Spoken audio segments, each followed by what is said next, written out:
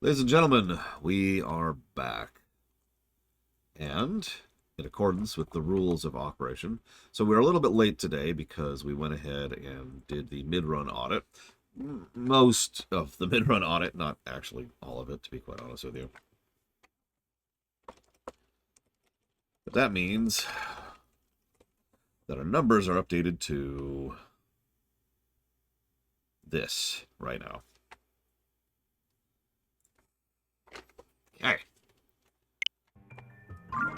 So, if you remember, we were actually in the middle of the second dungeon last time. I'm pretty sure I was thinking in this direction. Yeah, not all of that was positives added. Some of that was negatives removed. Like, there are some specific things I gave negatives for. This is actually why I wanted to take my time with that audit. Because I wanted to literally compare it alongside Breath. And yeah, no, there are several things that I had issues with in Breath that have been fixed here. Look, my spine is just incredibly strong, J. Palmer.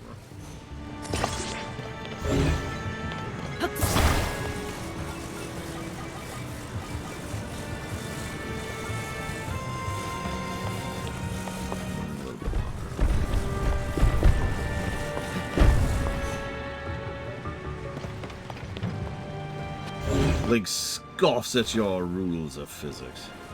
Anyone else getting like an underworld, like, vibes of the Dinosaur Kingdom kind of thing with this music? So far, I'm not enjoying it as much as the Sky Dungeon. But the Sky Dungeon was kind of peaking early. You know what I mean? Like, I feel like that's probably going to be the best of them. It's still good. It's just, you know, when you've tasted StarCraft 2, all their RTSs feel, you know, lame by comparison, you know what I mean? Okay, it needs to be a little bit longer. I do have more Koroks to collect, or not collect at all. We might glitch that.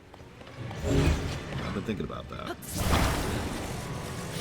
But I haven't had time to look into that. Because time is a thing.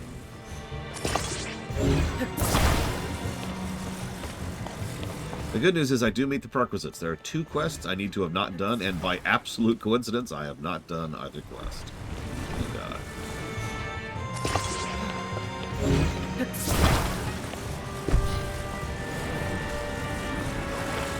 I might be able to glitch.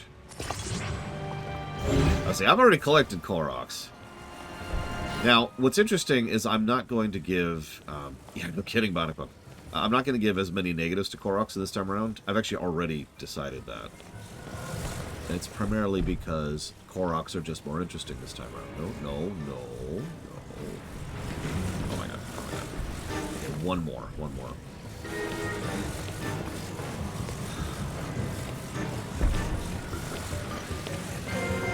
Maybe 2. Yeah, the double Korok seeding, plus the fact... So, in the first game, Koroks were kind of junk. There were occasionally puzzles worthy of a damn. And for the most part, they weren't. It was, hey, we found a rock. That sucks. So, like, that's still getting a negative. But then there's the double ones. The double ones are much more interesting, but far more importantly, are better designed. The double ones actually feed into the core gameplay loop of building and navigating granularly and however the hell you want to, unlike, say, the pick up a random rock on the terrain ones. Oh my god, I can't fit this to the Okay. Let me think about this for a second.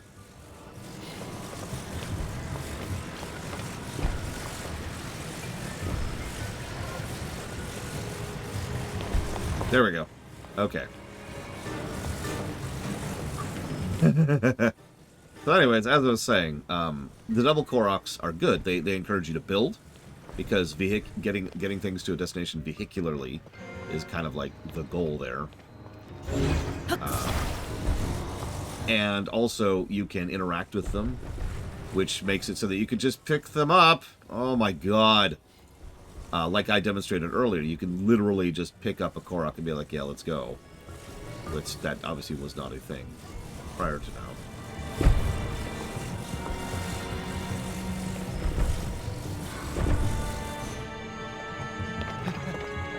And, unjokingly, the fact that you can torture the Koroks is, I think, a good thing. The fact that you can get some catharsis on them is smart. I think that's good. So I do actually legitimately think, I can't believe I'm saying this, that some of the Koroks are actually good design instead of crap design. I do still think there's too many Koroks, and there is still crap design in several of them. That was not what I was expecting to happen.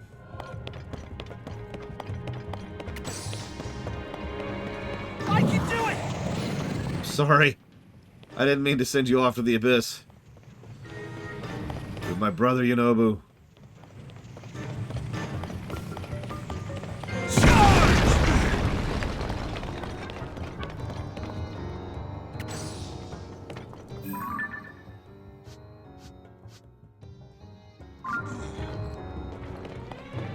Okay.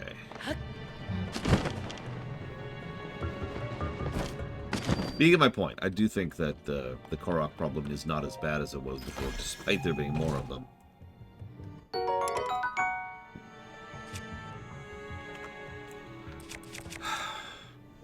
Okay, we're gonna try the Korok glitch like right after this dungeon, because I'm already tired of the inventory problem.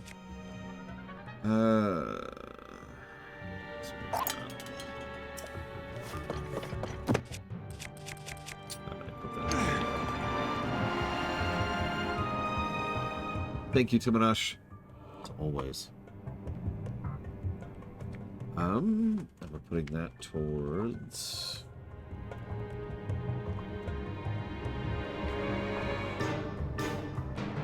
Rogue Trader. Xenoblade 3 and Pathfinder. Wrath of the Righteous. Done. 3 extremely long games. Sensing a trend here, Timanash.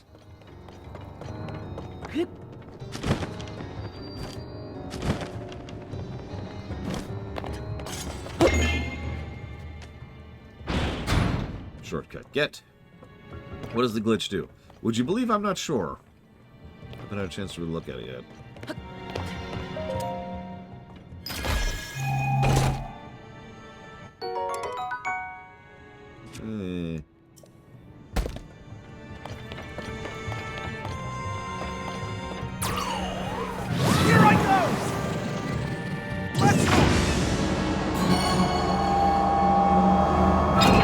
I mean, presumably, it makes it easier to get inventory unlocks.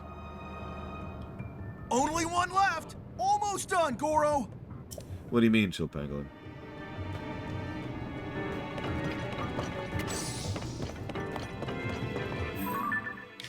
It might break the save, who knows? So that's pretty high up, so we need to go up for the last one.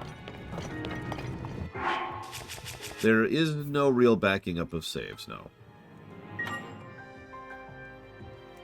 Thanks, Zelda, for giving me only one save slot. Another reason having one save slot sucks, by the way. I've already given that negative. I don't need to add to that negative, but come on. One save slot? Seriously? You're already saving on an SD card, for Christ's sakes.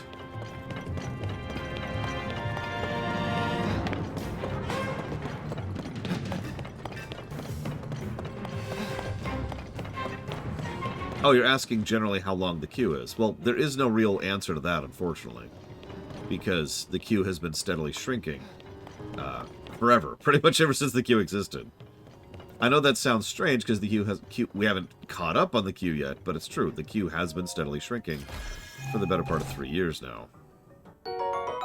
Arrows! My favorite item. Yeah, no, it specifically requires having not accomplished side quests, which is such a strangeness, but here we are. Okay, so how do we go up?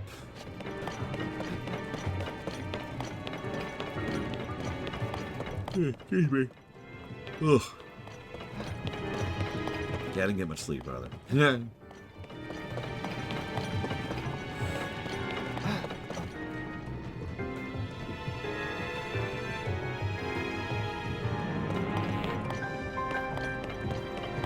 Yeah, and then suddenly I just stopped streaming. It's weird, Bonic Monk. Arrows. Yeah, so we have 400 arrows right now. That's more than we had, like, I think in our entire playthrough of Breath of the Wild.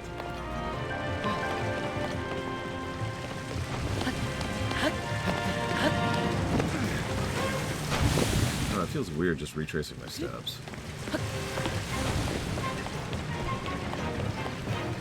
Let me check something first. But yes, I've already removed the arrow negative. I have not removed the rupee negative. I do think rupee acquisition and cost are still badly balanced. Quite possibly get unlikely, and also impossible. I might be able to make that climb. Let's try it.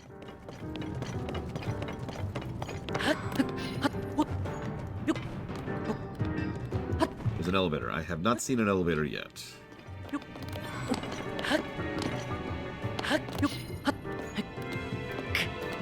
Okay, we're going to want to be probably over here.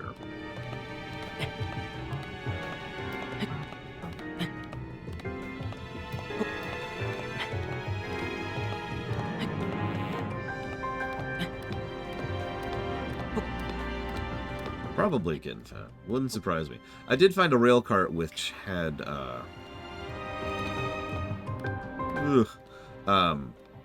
which had a wall in the way, which is actually what I'm getting back to right now. Yeah, but Ascend won't do that height. This is why Ascend is... I was debating not even giving Ascend 2 positive, because you notice I can't Ascend here because it's too high. I legitimately think Ascend's height should be about double what it is. Like, it's not like there's any real code reason to prevent that, and if I really wanted to, I could build my way up there and then use Ascend. But no. It's too short.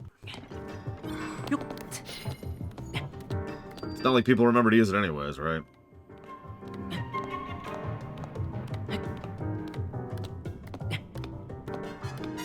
Yeah.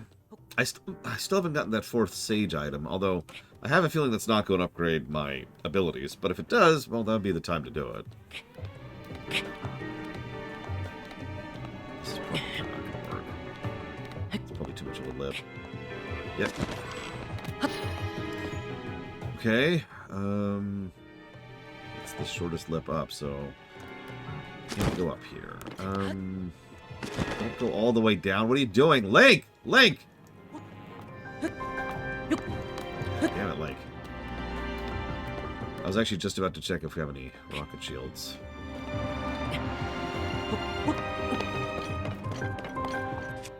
We have 2 rocket shields right now. Aim this right.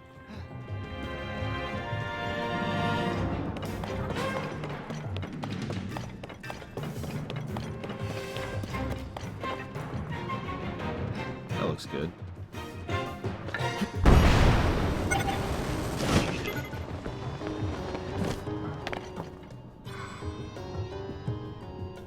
Hey.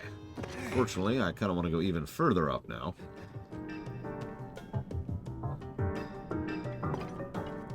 Yeah, I've got the shield to match it, too. Eh, screw it. We've saved recently.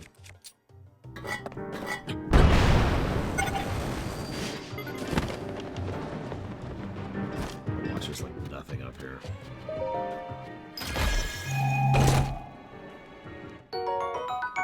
Eh.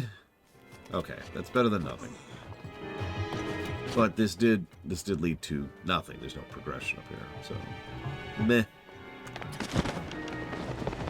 So let's go back out here and see if we can figure out this stupid thing. That thing right there. This is what was preventing us from going forwards earlier.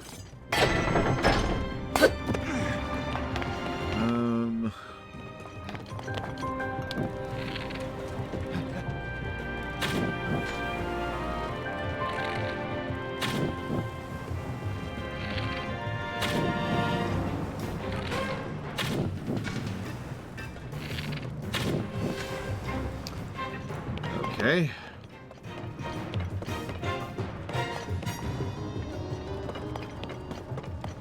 Only a little bit, Spartan. Not particularly badly. I don't think it's working at all. I hit it several times. I think I need to hit that thing over there.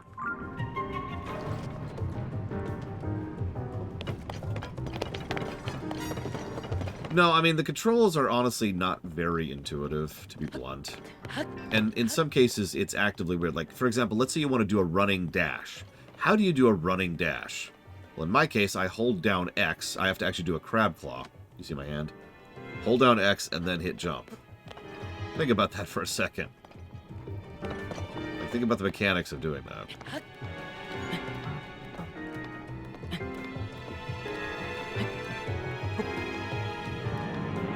It's true in reverse, too. Hold down B and then hit X.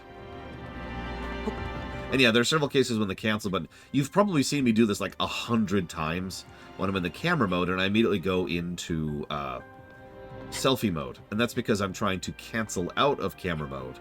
But in order to do that, I hit the cancel button. Which, of course, enters selfie mode when you're in the camera.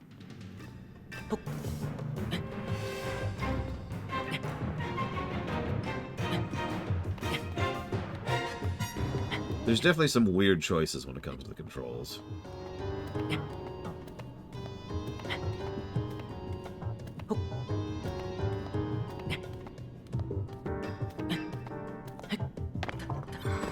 Okay, so we're over here now.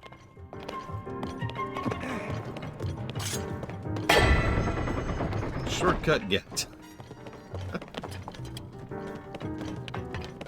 Alright. Is there any benefit to being here? I guess we'll just go up.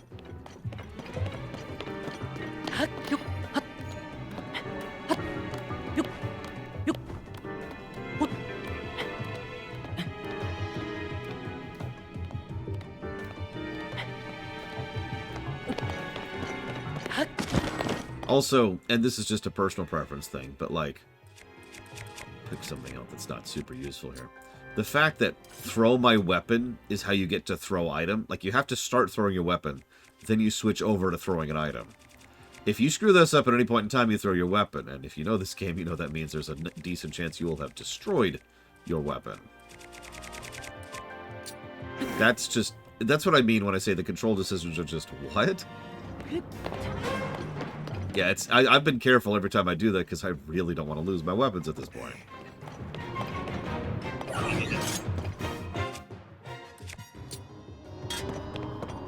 So like I said, there's just some very weird choices when it comes to how to design the controls.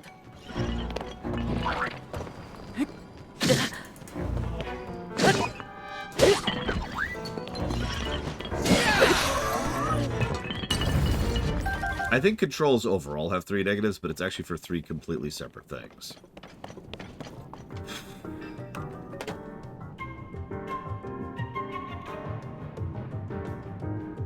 I don't know, the document's pretty up to date. It's only missing 2 things right now.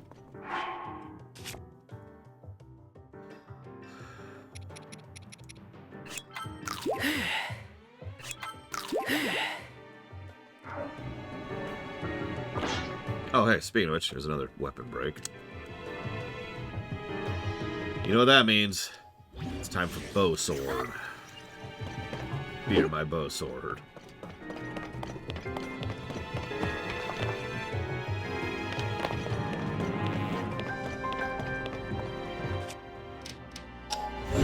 Oh, I'd definitely say, like I said it already, this game is much better than Breath. I could have told you that pretty early on. Still has some issues, still has some problems. But, you know, what game doesn't? I can do it! I'm sorry. I had to. I had to!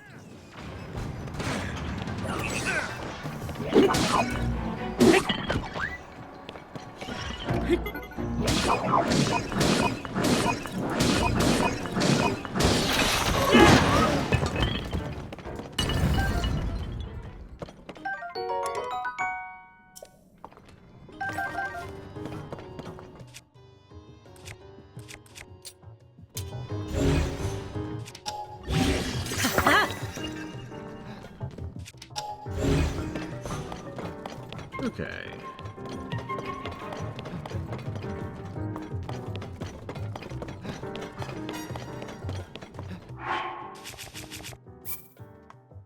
I mean, they might not even make a Breath 3. Then again, who knows? Breath sold stupid well. Like, Breath sold better than every other Zelda combined. Or maybe it's Breath and Tears. I forget which. But, like, either way, crazy good sales figures. There's no way they're ignoring that. I'm gonna go that way.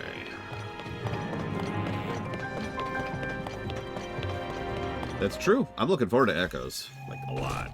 Hi, Evo. Bulwer Seal.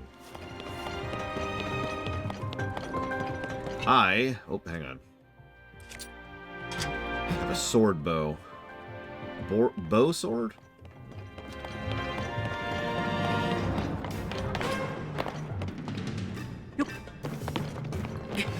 I mean, they're letting us play as Zelda, finally.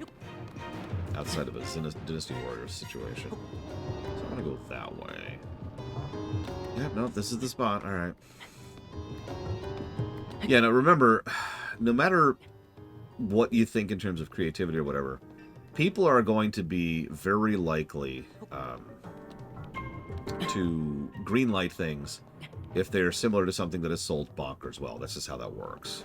Now, Nintendo operates a little differently than most companies, so that doesn't mean other Zeldas are nuked, and we know that because Echoes of Wisdom is coming out. But you cannot tell me that the people in the office are not looking at the sales figures of Breath and Tears and being like, yeah, more of that. Now, if they're smart, and I mean this, if they're smart, what they'll do is they'll use some of that money to, yeah, sure, go ahead and make a Breath 3, but also make another Zelda game, like Echoes. Why? Well, it spreads brand awareness. I mean, obviously, it also means we get good games, and that's great, but from a financial perspective, what they're doing is they're making sure that Zelda hits multiple markets simultaneously, raising general awareness of the franchise as well as keeping it in the public consciousness. It's entirely too easy for something to just sort of immediately leave the limelight, especially in the internet age. Remember Pal World? That was just a few months ago. It's gone.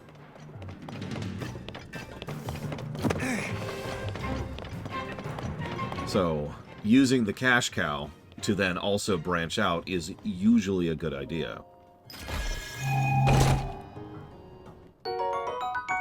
Nice. So any Zelda game, that's a real Zelda game, in which you don't play as Link, other than the Dynasty Warriors clones, you know, the Hyrule Warrior series, I don't think so. I could be wrong, though.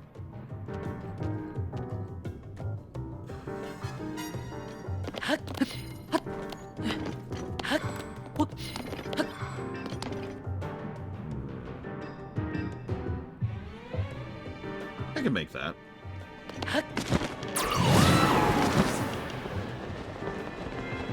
See? Oh yeah, and also not counting Smash. Sorry, I forgot Smash existed. Yeah, remember Fall Guys? No, you don't. Don't lie to me.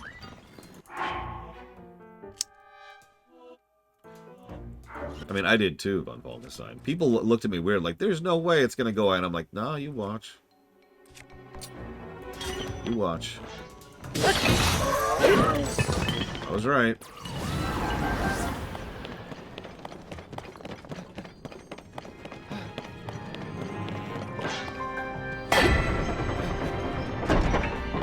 Yeah, we'll see if ZX? Oh god, what's the new Pokemon game coming out next year? Will have any effect from Pal World. ZA, that's it, ZA.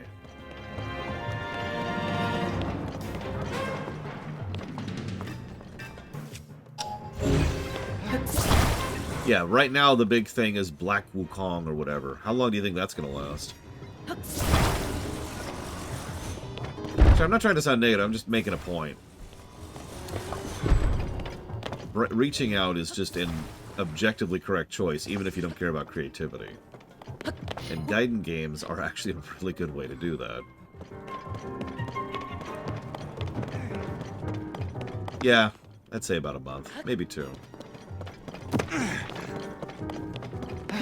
I've actually seen the real thing. You can really tell something is going to have no staying power when people immediately start touting it as being something that's going to be like, oh my god, this is going to completely change, insert popular thing here. In the MMO verse, it was things like, oh my god, this is going to be the WoW killer. No. No. And I'm sure you've seen, you know, things along the lines of, oh my god, this is going to finally dethrone Dark Souls. It's going to be the new Dark Souls. No.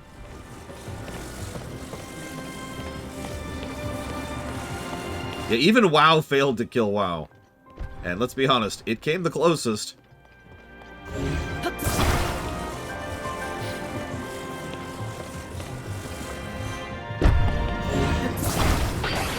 Yeah, the Halo killer, that was another one. Ironically, once again, the one thing that finally killed Halo was Halo.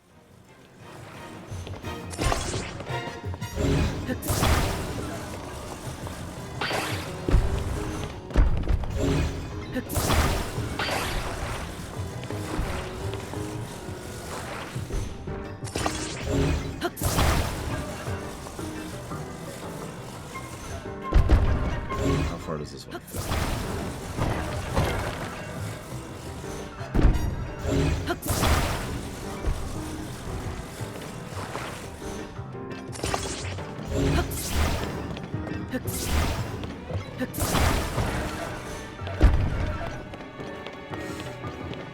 Yeah, give it about 10 years, Halo will become cool again.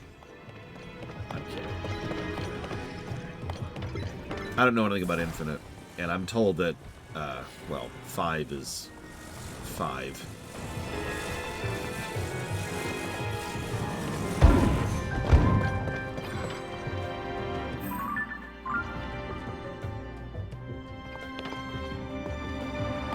Single-player games are dead!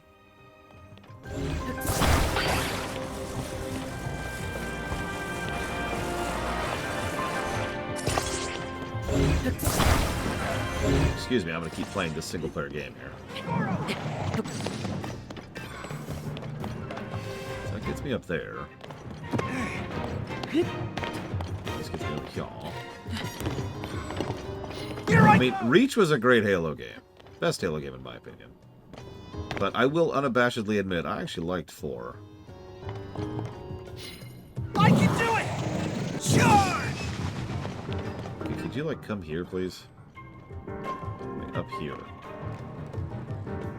No, up here. Oh my god, dude, come here. I thought ODST was before Reach. Here I go!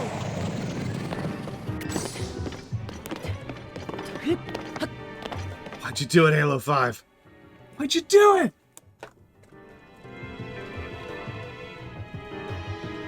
Yeah, I was saying, I thought ODST was before Reach. I was right. All right. I mean, I'm pretty sure it's literally called Halo 3 ODST.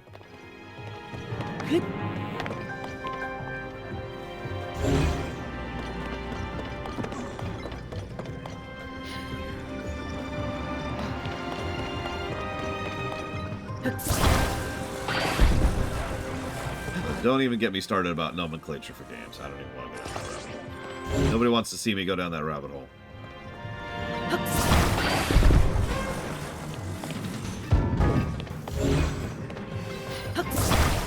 Orbital drop shock troopers.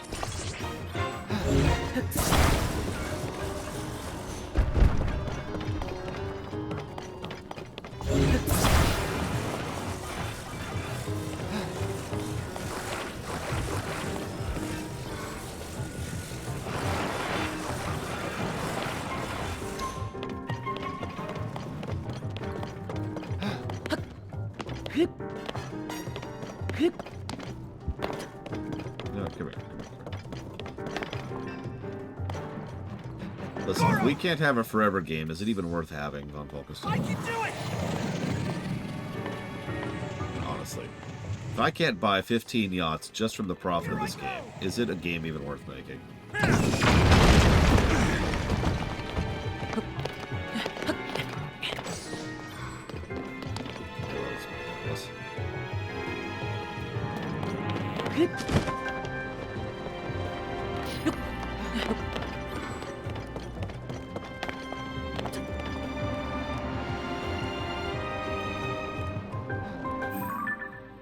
No, I'm right. I need to go up. Okay.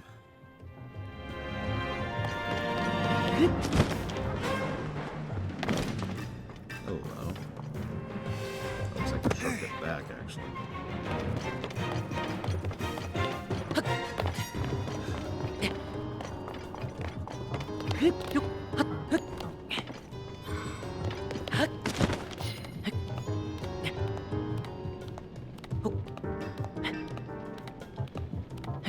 I try, Melkor Blade.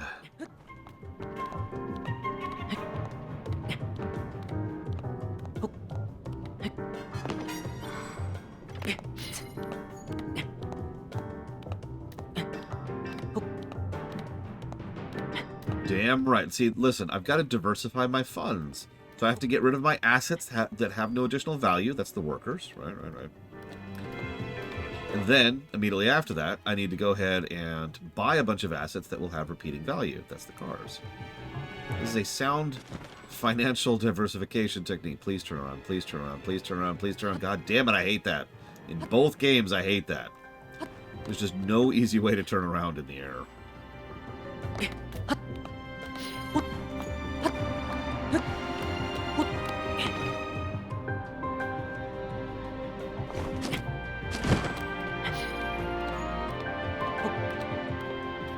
There's actually a technical term for workers when it comes to assets.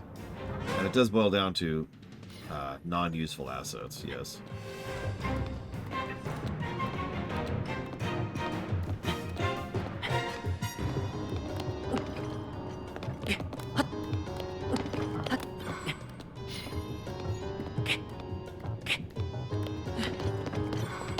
Well, I mean, yeah, overhead, but overhead is supposed to refer to something else entirely.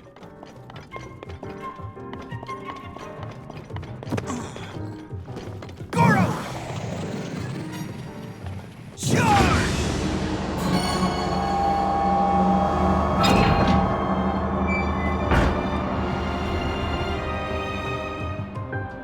That's all the locks, Link!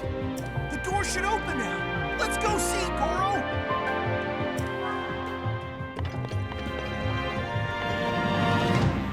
I'm not even sure how that would have worked, King. Like, I believe you. I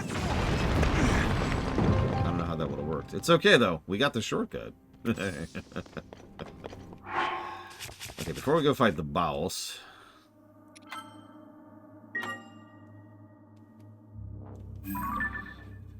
Yeah, as I say, I'm smelling a boss fight, so... Let's go recoup. That should do. Or no. Yeah, we'll go here.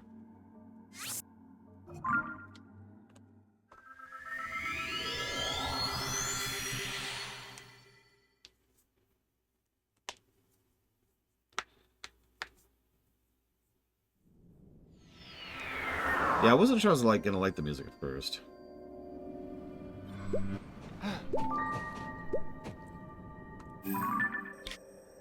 See, every time I've tried to launch him up, he's gotten stuck on the physics, the geometry, which is why I sort of automatically assumed that wouldn't work here. Huh?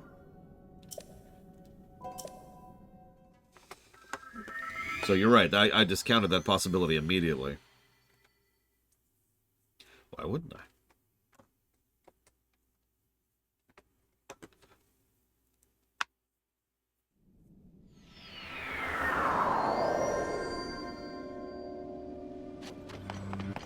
Now to fight a boss with 7 health. It's okay, it might not one-shot me.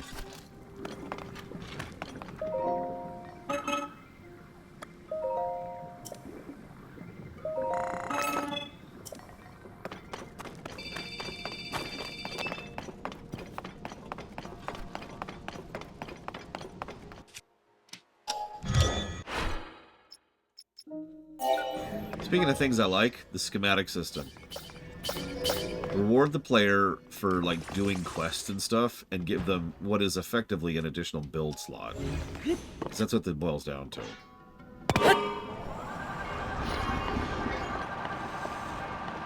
Or a build, you know what I mean, additional save slot of builds.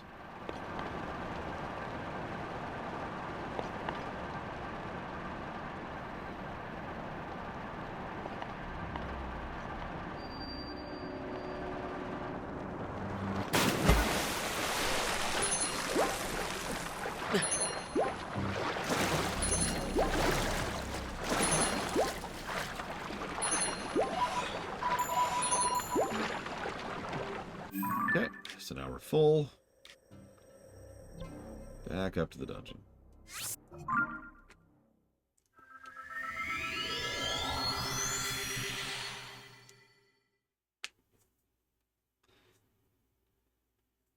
Time to fight Volvagia 2.0.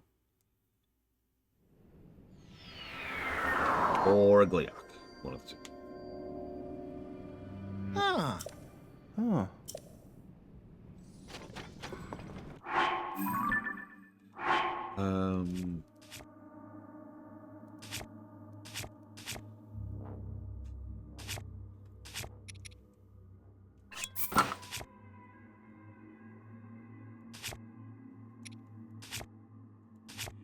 We don't even have any dragon parts, so we can't dupe until we have those at least. Alright, so.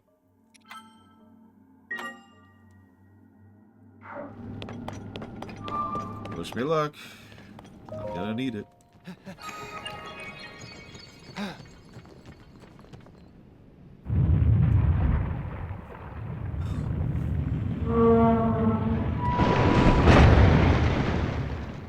Huh?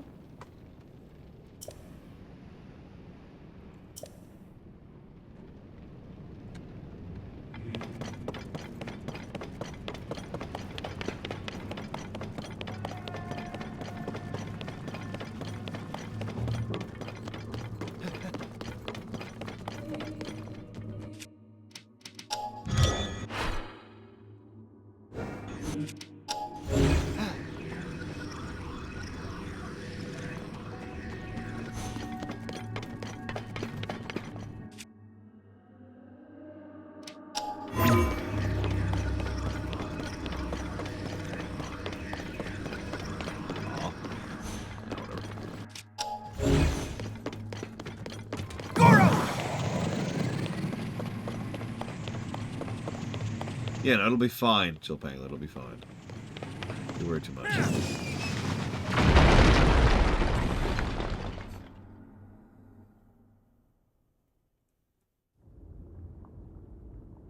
Where's Zelda? That's really, really big. I mean, compared to what we fought earlier, nah.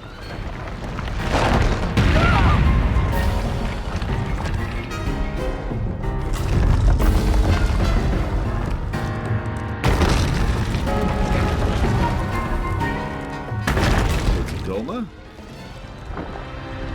Oh no! Is Zelda inside the monster? I have no idea what this thing is. Marbled Goma. Blind. Blake! We've got to save her, Goro!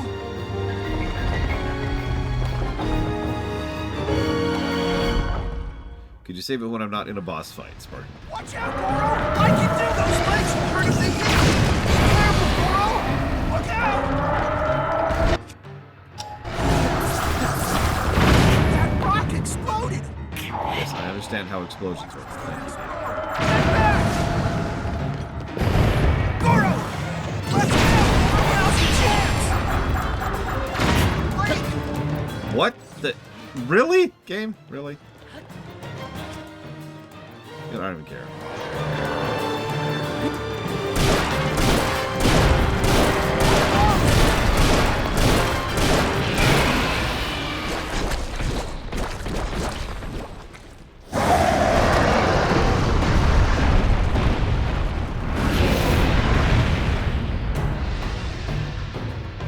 Above us! Look out! Here. Here. I can do it! I had to. I had to.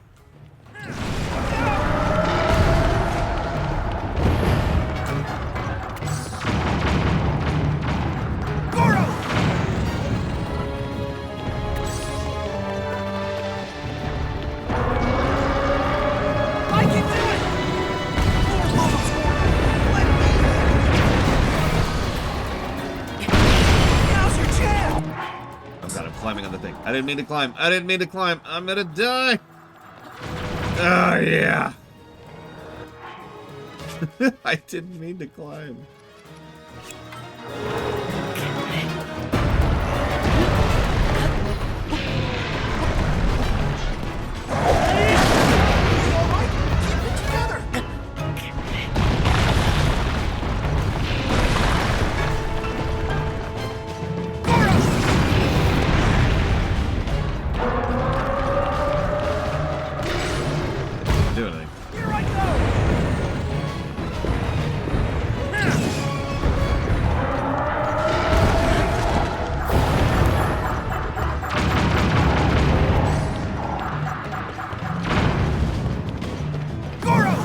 Yeah, they're drugs for Gorons and also explosive?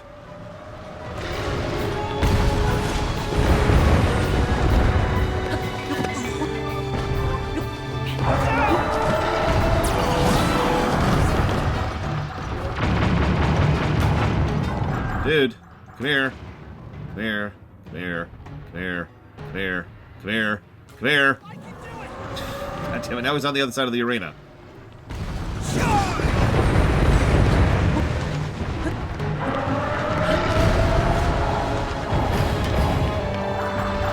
Goro, where are you? Or Yunobo, whatever your stupid name is. Come here.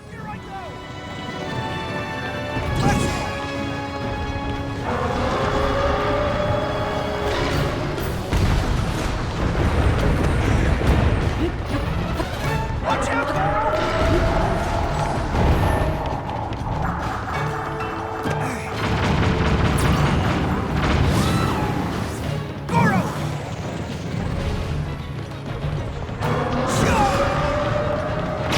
There we go. Now's your chance!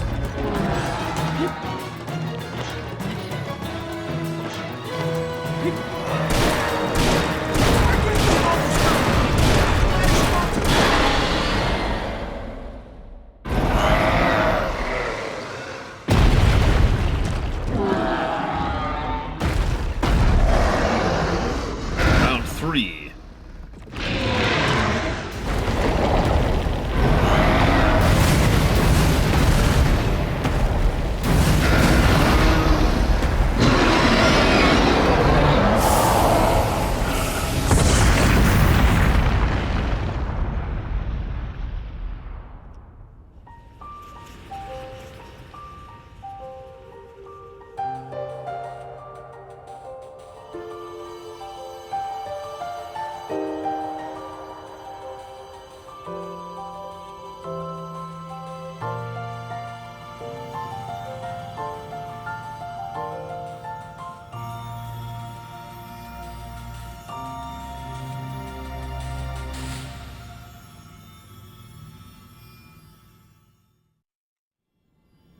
I forgot to take a picture of it. Nah, whatever.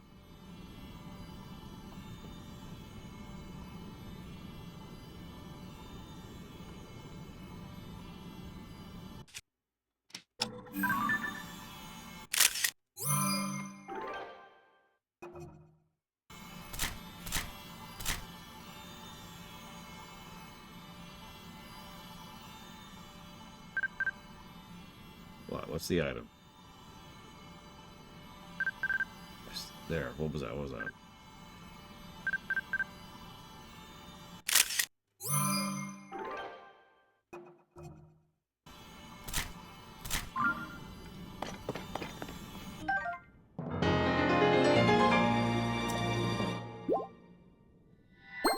There, we now have 8 hearts. You happy?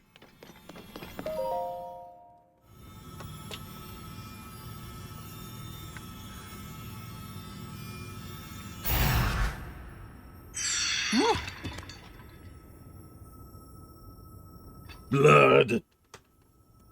Goron blood.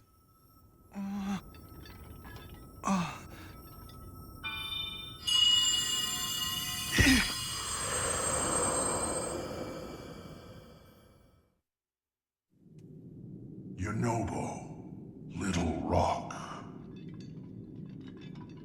I've heard that voice. Are you the one who's been talking to us this whole time, Goro? Yes, I am your ancestor from a time long past. How did Gorons have sex? I served the first king of Hyrule as a mighty warrior, and as a sage who, like you, could command fire. You fight using your body as a weapon. Impressive. You are my descendant, the pride of the Gorons. You defeated that monster, the source of those foul rocks. But it was the Demon King who summoned it. He sent that monster to keep you from obtaining the stone you just found. My secret stone. Secret stone? Demon King? Huh. So this is the first you've heard of any of this. Then listen carefully to what I have to say. Let me tell you about the imprisoning war and the duty of our people.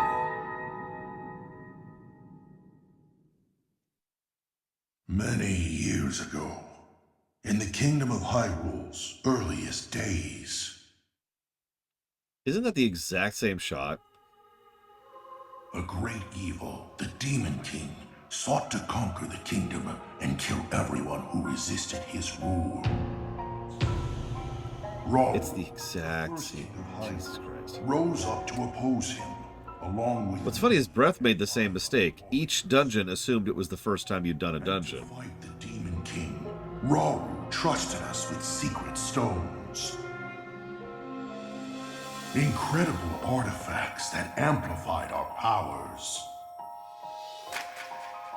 I stood beside my fellow sages as the Sage of Fire, stronger than ever with my secret stone. However, we were no match for the Demon King. Even my strongest blows weren't enough to break him. Rauru understood that we couldn't overcome the Demon King. In one last brave act, our leader sacrificed himself to imprison that monster. That was the imprisoning war.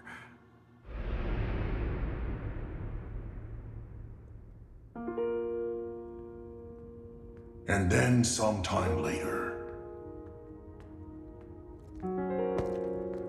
the Sage of Time, one of the 6 sages, came to me. Her visit would set the Goron's duty in stone.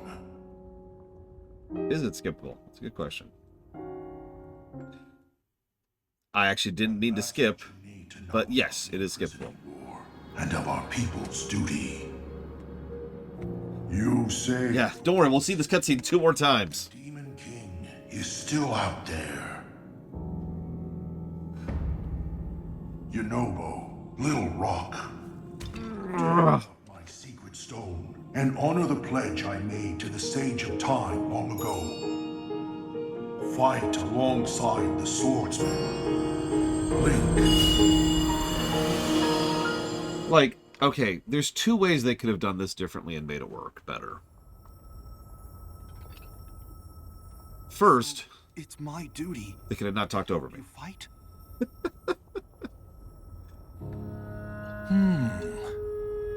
And he wants me to inherit this? Really? I don't know if I'm nearly as great as my ancestor was. But then, if I don't help out, I'd be letting everyone else down. There's no way I'll let that happen. I can do this!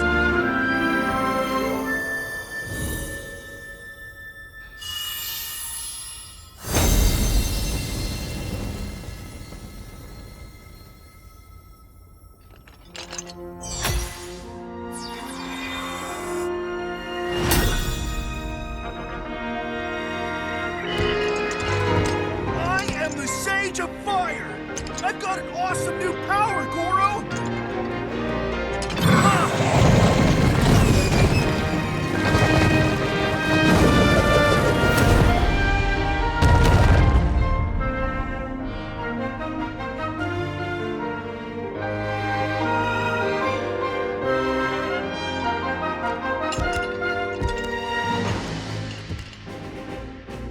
Link, hold out your fist.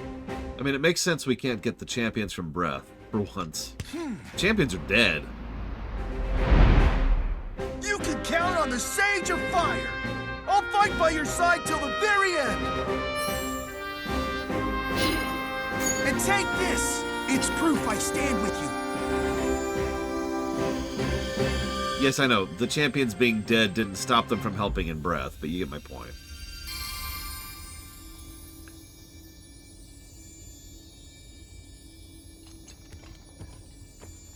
Yeah, they moved on. They stopped hanging around. Honestly, it actually made a lot of sense. They were pretty much forced to hang around by the Phantom Ganons.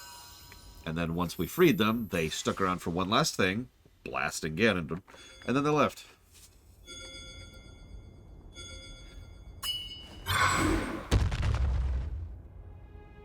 Yep, continuing to power up the Infinity Gauntlet. You'll be able to call on my power anytime, Goro. I promise, I'll be strong enough to fight beside you, no matter what happens. Okay, let's head back. That's true, Triaxia, and there's one of them right there, the guy who's helping us. Yeah, Rome was like that, too. Or maybe it wasn't Rome. Whatever the king's name was. Aw, but I want to hear, why'd you do it, Cyclops? It's the best thing that this voice actor's been saying.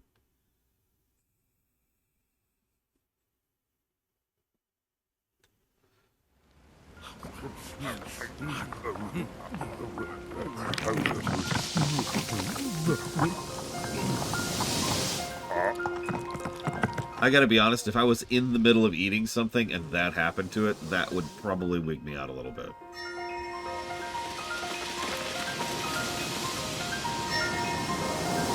Yep, don't worry. We killed the boss, so the drugs vanished. And they're instantly cured of their drug addiction. Which, if you're thinking about it logically, means all the drugs in their system just got cleansed, too. So, don't think about that too much.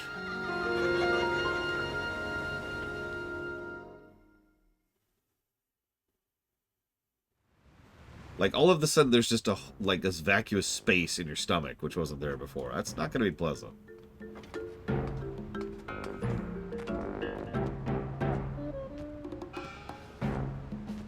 Anyway, I wasn't going to talk about the withdrawal symptoms, which are probably going to be pretty bad. Hard to believe it, making me worry about that. I oughta... Please don't be mad at President Unobo. It's okay, I'm the one who made a mess of things. If I'd just been more careful and not talked to that Zelda lady, she's pure evil. Don't worry, if there's one lesson I've taken away from all of this, it's that Zelda is my enemy. So we're going to go to war against Hylia. Everyone, mobilize. We're going to roll down Hylia right now. And you know how like Death Mountain just rolls right down into the Hyrule fields? There's just this avalanche of Gorons coming down, smashing into Castletown. Smashing into the outpost. Make sure to kill them all. They're all untrustworthy. We need to make sure that there's no one left to ever deceive the Gorons ever again. You see, I've learned something today. Sometimes you need to genocide and... Okay,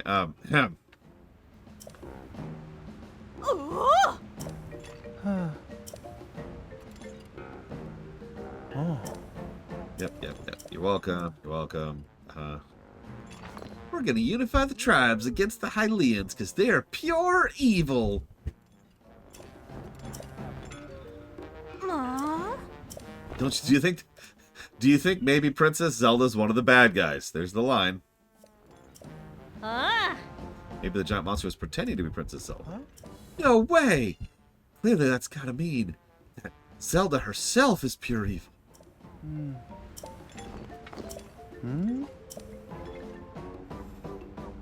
You know, Boo. Quit it. Oh. I hate this dialogue. I'm going to read this out loud just so you could suffer with me. So, yeah, let's scroll up a little bit. Hang on. Come to think of it, my ancestor was talking about the Sage of Time. And that sage looked a whole lot like Princess Zelda. So maybe she is the real Zelda. But my ancestor lived a really, really long time ago, so that would be weird. But if that's true, that means that was the real Zelda we were following. But my ancestor said that was so long ago. And Zelda, could she have been the real one? Or not? Or maybe? I'm so confused, Goro.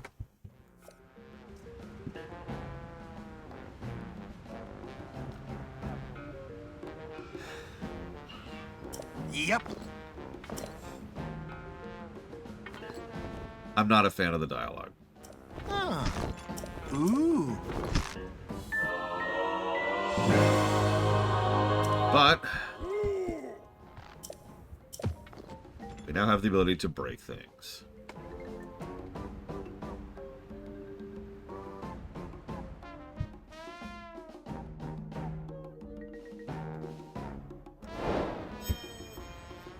Yeah, I don't know, Act. There has been there's been a demonstrable decrease in localization quality ever since Skyward, very specifically. We can point to that one. I don't know why, but it's a measurable thing, right? Like, it's the kind of thing you can tell they just kind of stopped being as good in terms of localization. And it is specifically localization. However, I do not know in this exact game's case if there's issues with the actual dialogue, or if there's just issues... Sorry, if there's issues with dialogue and localization, or if there's just issues with localization.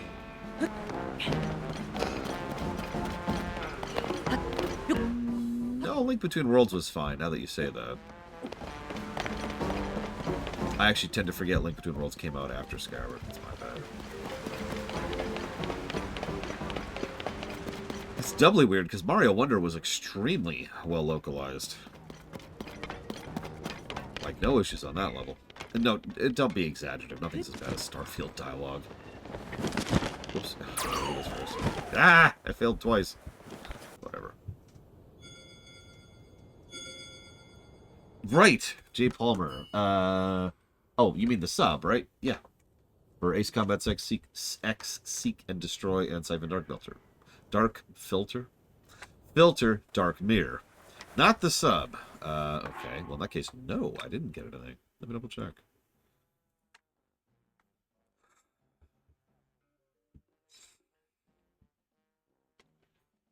Hmm.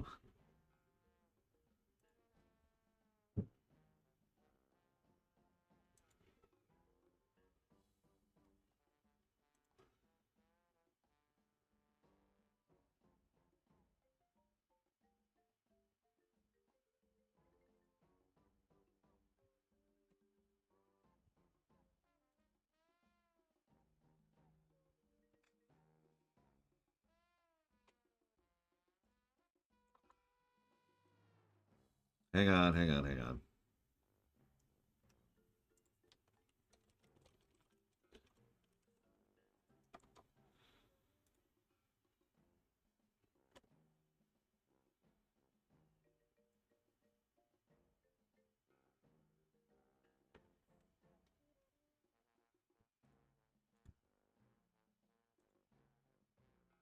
Why?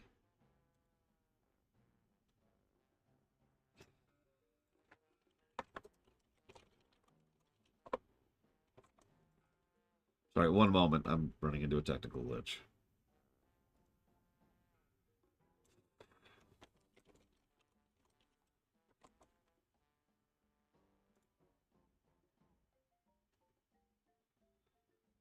Okay. So our chatbot has just decided to stop existing. Looks like they did an update, and that update has completely broken its functionality. It's not. It literally will not turn on now. Cool. So that's why I didn't notice the donation, because it literally nothing notified me. No, I usually see those, Jay Palmer.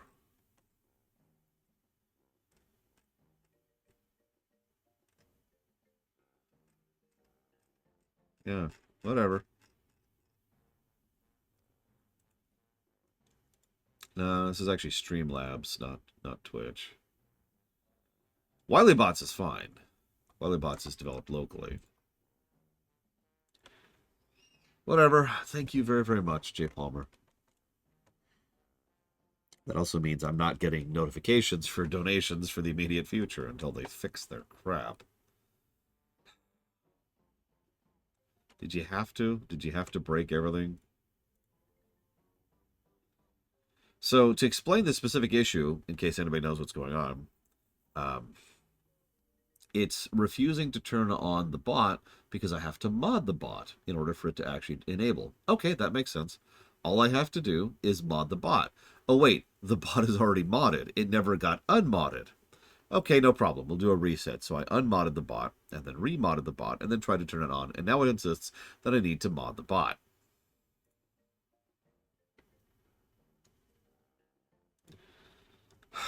Cool.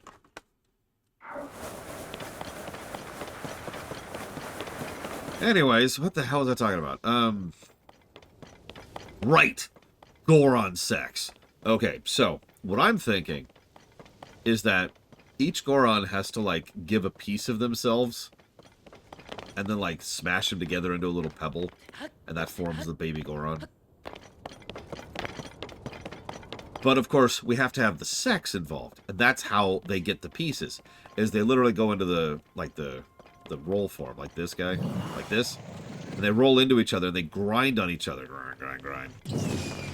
And that shaves off all kinds of bits of rocks, and then they turn those rocks into the new bit of Goron.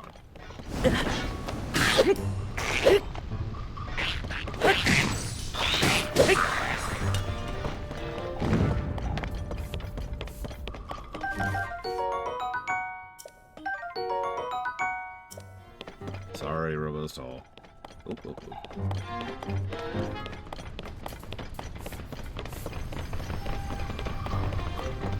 Yeah, just imagine the sound of two gigantic rocks grinding against each other.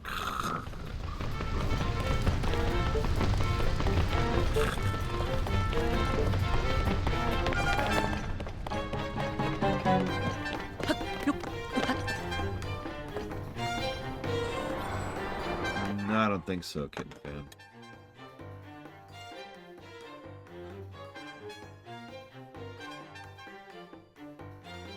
Let's see. Where are we?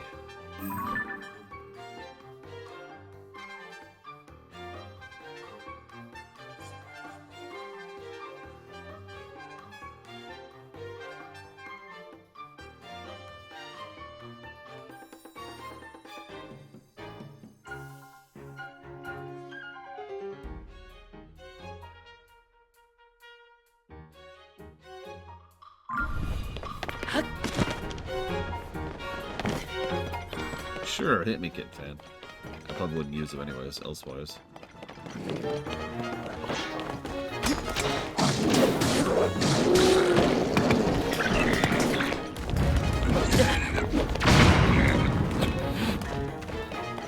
Cool.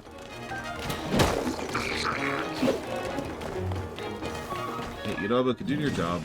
Thank you.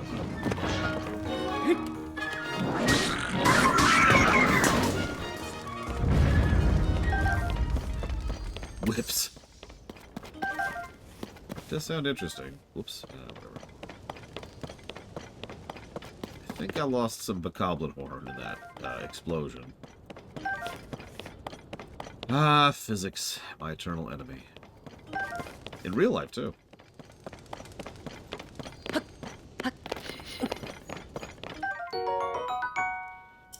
Roasted bass.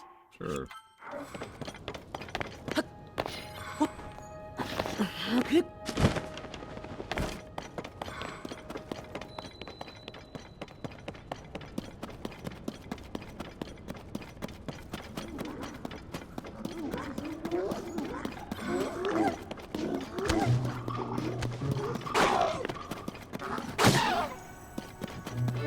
Come here, Yonobu. Come here, Yonobu. Come here, Yonobu. Come here, Yonobu. Come here, Yonobu. Come here, Yonobu. Come here, Yonobu. Jesus, dude.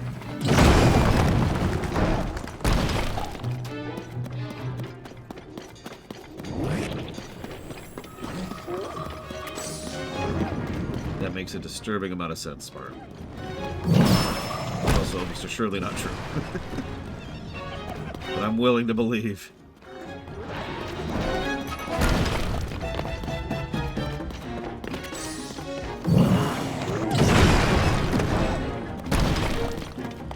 That's a lot of rocks. Jesus.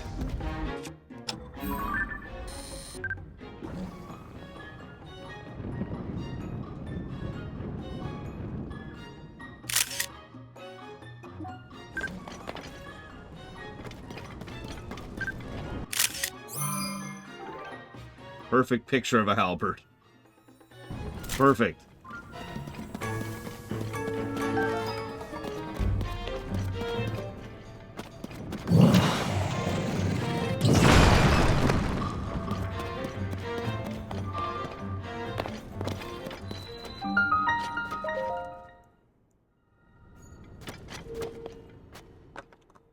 So, we can do shrines.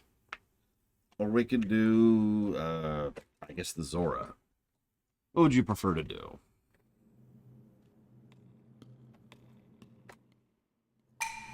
Here on J. Palmer. Ah, another naked shroud.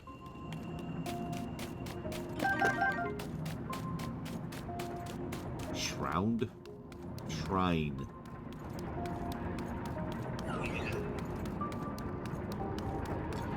We have not been doing side quests. We're actually going to officially freeze on side quests. Because, you know, apparently that's the right call right now. We haven't done glyphs yet, no.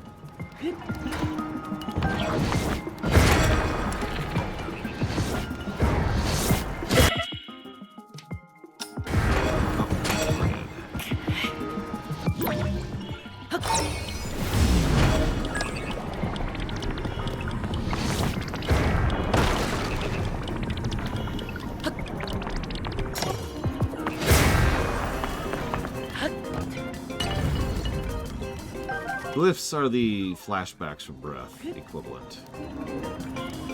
So I just realized I haven't actually answered your question, Ross. I liked the dungeon. I don't think it was as good as the Sky Dungeon, but I think it was still good.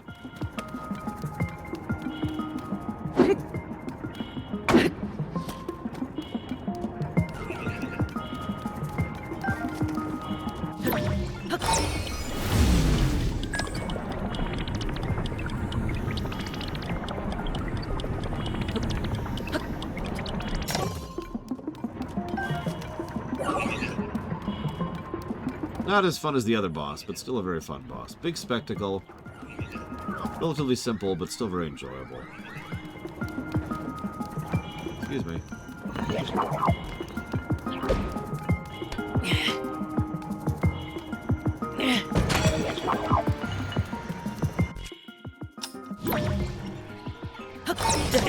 Yeah, we're dead.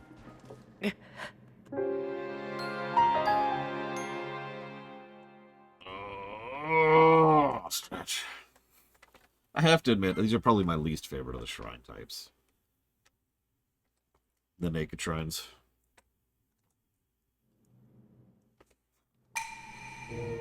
It's when the problems of the damage thing that I've mentioned a few times come most keenly into view.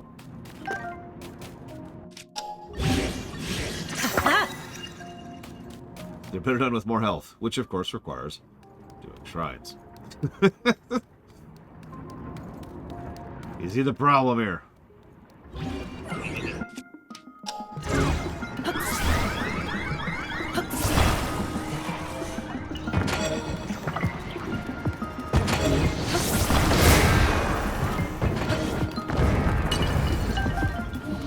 Oh, I disagree completely, Kitten Fan. So far, going for all stamina was absolutely the right call. Like, if I ever was to replay this game, that is exactly what I'm going to do.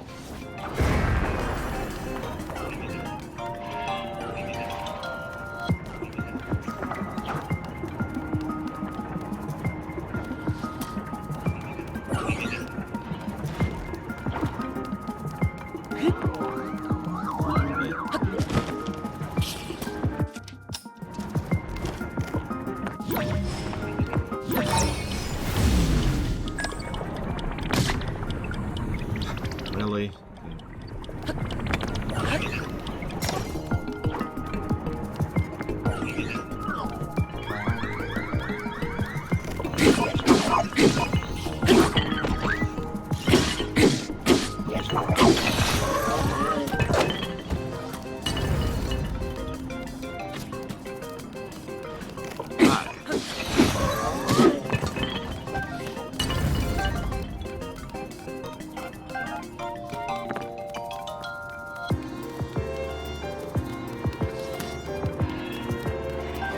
It's probably just the way I think, but I'd rather not get hit than try to rely on getting hit slightly more. As I've said before, I do feel like there's a bit of the Dark Souls problem in these games. Both of them.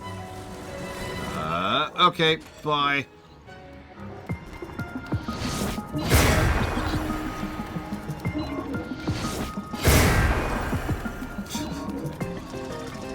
Really well.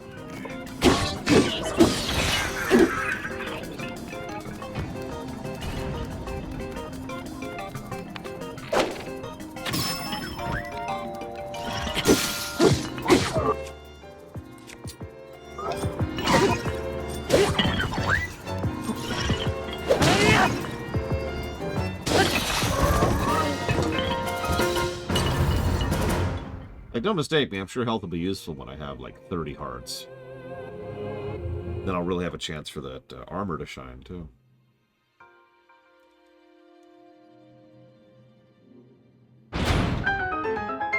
Oh, God. See, if I ever replayed this game, I'd have to redo the dupe trick. Kill my hand again.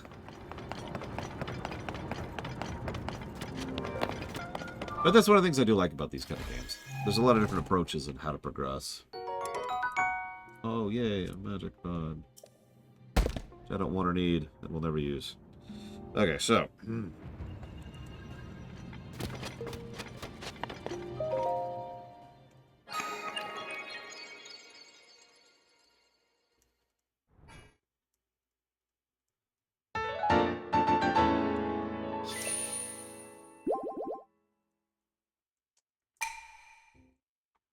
Oh, strange.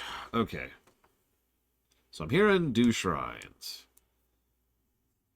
In that case.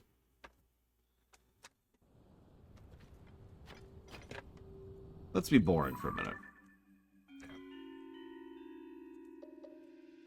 Let's get some music going. Kill it, Ruth. Its ears. Because we're going to be here a minute. I don't know. What's music that most people will like? That should work.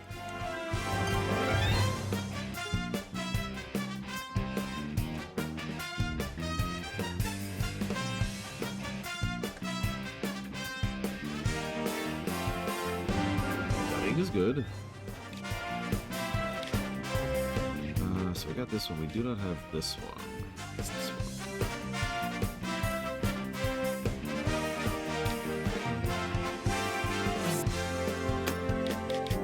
It's red right now.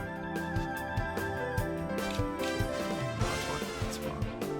Yeah, can't get up there yet. Delete it. Can't reach there either. I don't have a good flight ability. I actually do have lava-themed music.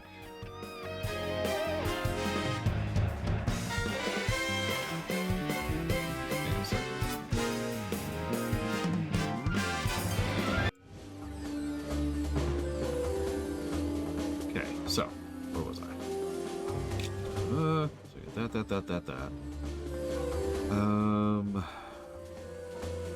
We got that. We got those two. We are missing one over here. It's just like over here somewhere. Where's that?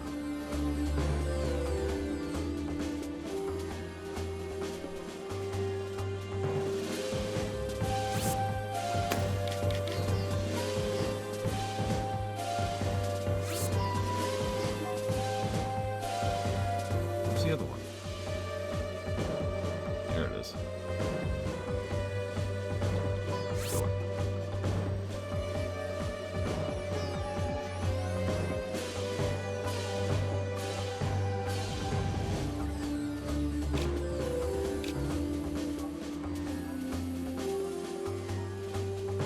Well, that's in the Zora domain. I don't know if we want to do Zora domain stuff right now. Let's skip that one for right now. We definitely want this one.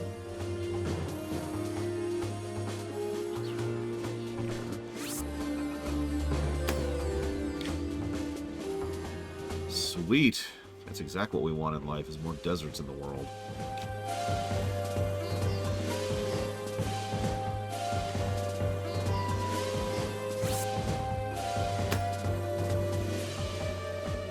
Where is it? Getting fed.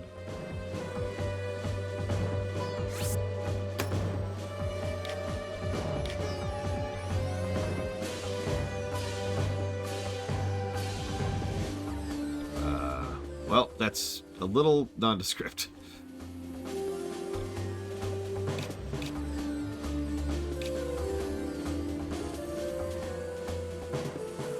I also don't know how I'd reach those. Okay, let's start. I don't know. Let's head over here.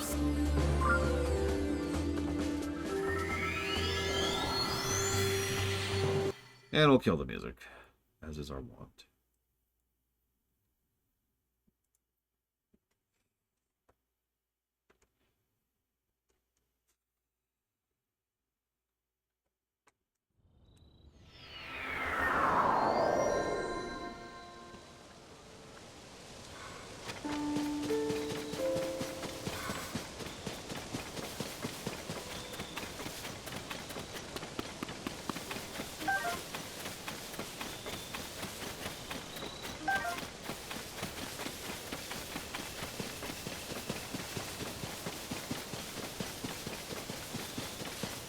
How are the other two party members going to hang around with us?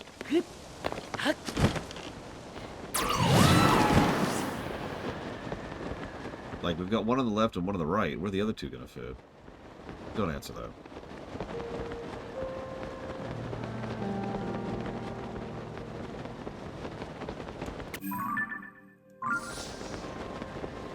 We probably want height on this.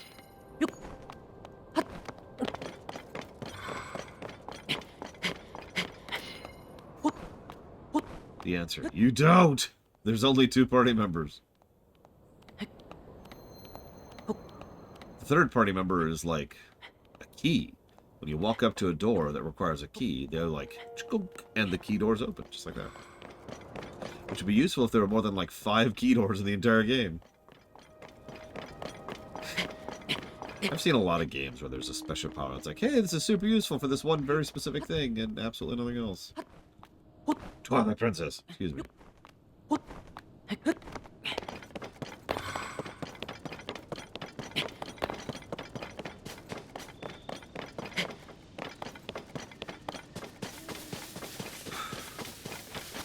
tempted to turn off the recording and just go do this for a while. This is going to be boring. I'm just going to tell you that right now. We've entered the blood moon phase of the night.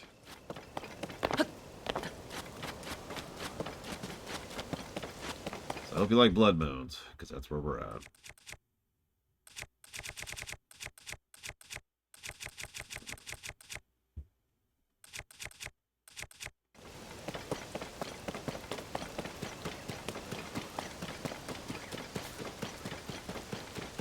Well, if Evo's here, I can finally show her what a blood moon sounds like. Hi, Zlok.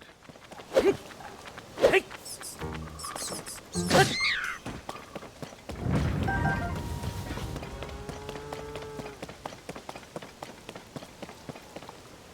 it is.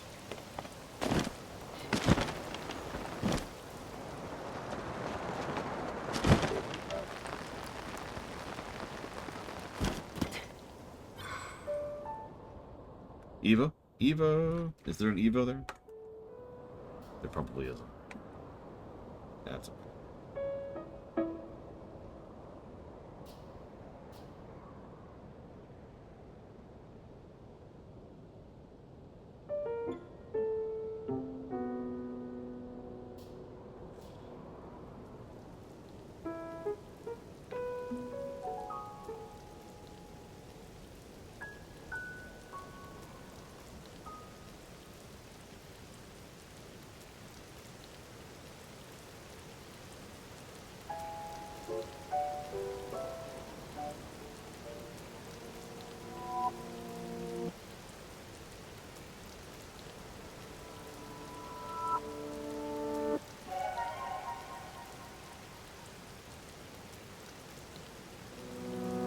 I'm letting it happen so we can enter the shrine. If I enter the shrine, it would cancel it out. We've already shown that.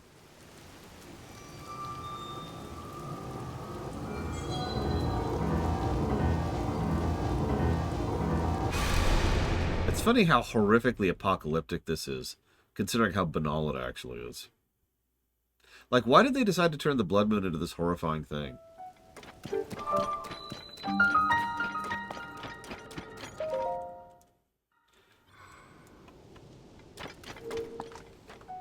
Just, why not? I know people who've put breath down because of the blood moon, because it just bothers them too much. That's not a joke.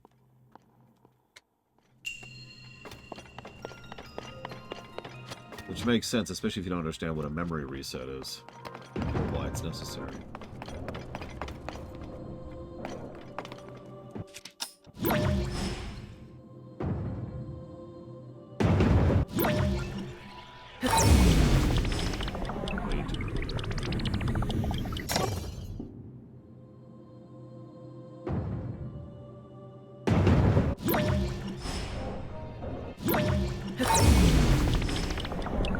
Too late that time.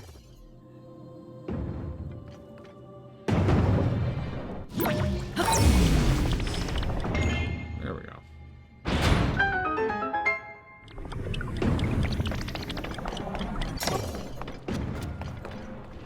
I mean, it makes sense. It is literally a memory reset. Respawn items. Trees, flowers. Items of the world.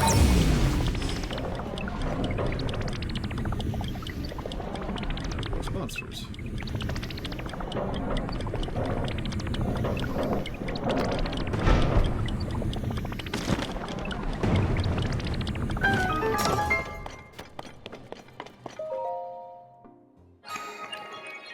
Yeah, imagine you're out and about and just the moon becomes giant and red and glowing. The sky becomes like a racing red series of clouds. And you hear, like from all around you, this deep piano. Like, that's panic attack material right there. People would probably think it's literally the apocalypse. Okay, we got that, we got that, this one.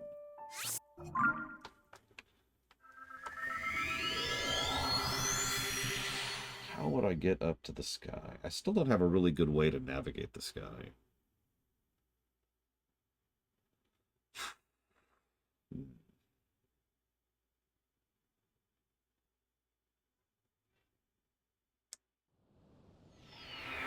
Yeah, blood moon happens during the day. Huh?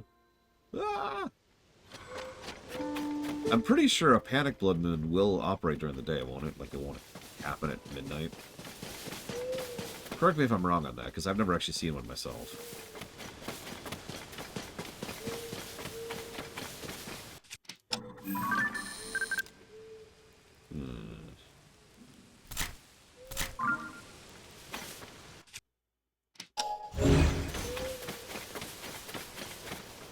Yeah, that's what I figured. I mean, that would make sense, programming-wise. Hey, look, it's someone with no name, so that's a Yiga.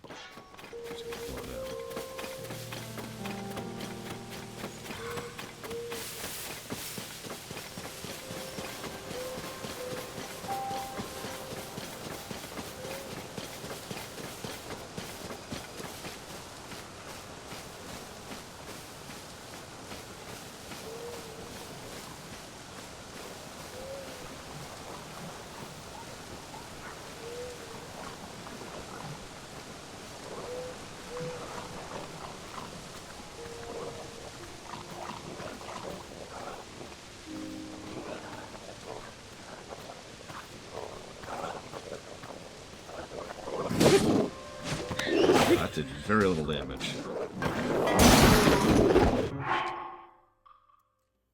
Hi, Zar.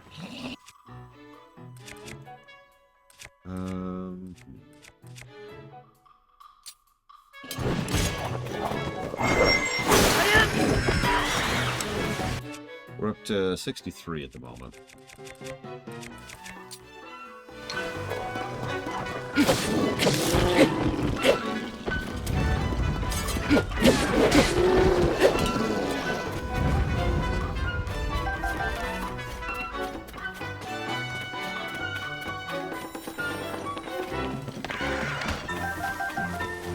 I wouldn't be surprised if it breaks breath, especially since the game is far more churny about its weapon design.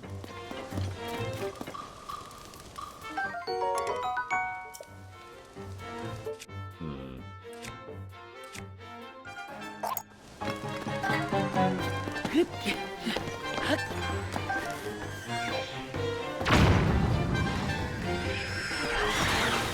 I help you?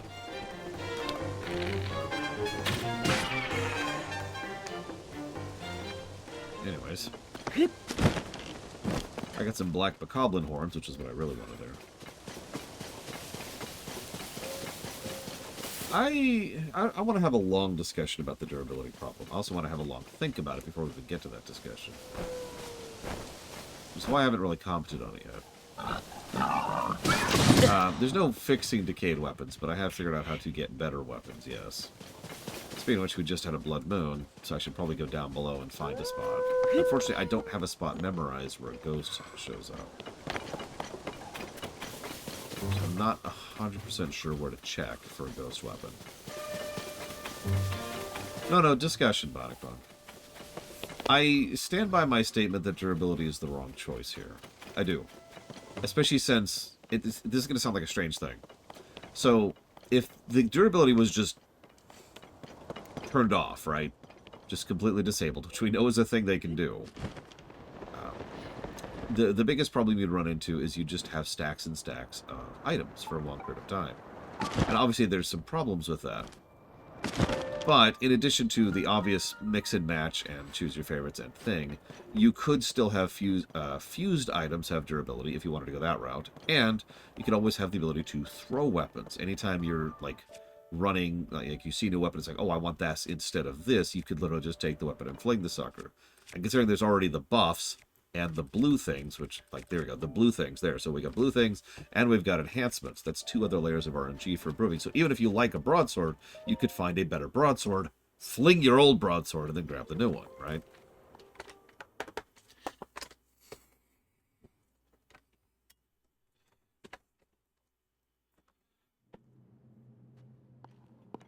Yeah, but I'm already doing that, Ross, is the problem.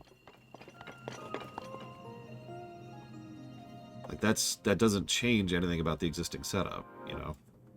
That's the biggest defense I've always heard about Breath's weapons. Oh, I like the fact that there's different weapons because it makes me try out different weapons. To which my response is and always has been, why do you need the game to force you to try out different weapons? Just try out the weapons, see what you like. You know?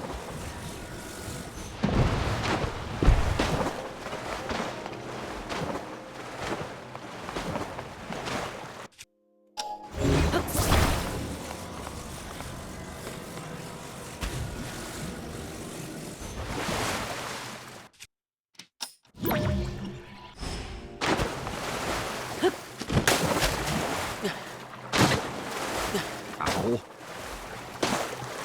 So I'm expecting it to literally do damage. Please, please, please, please, please, please, please, please, please! Oh my god. Yeah, that's the other thing. You can also shrink the weapon base. There are already several types of weapons that are, you know, noticeably different from each other in terms of how they handle. You've got your two-handed weapons, you've got your one-handed weapons, and you've got your spears. 3 weapon types. That's all you really need. I talked about this in Assassin's Creed Origins. I know, weird game to bring up, but one of the things I liked in Origins was you only had like 5 weapons, but each one played completely differently. Obviously, there's the reach requirements, but what I mean by that is like the very nature of your attacks and your patterns and your combos was different based on which weapon you had equipped, which is cool. I like that. I like the weapon variety. Okay, apparently I cannot grab this stupid thing.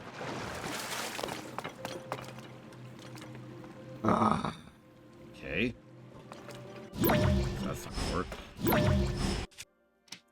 Next idea.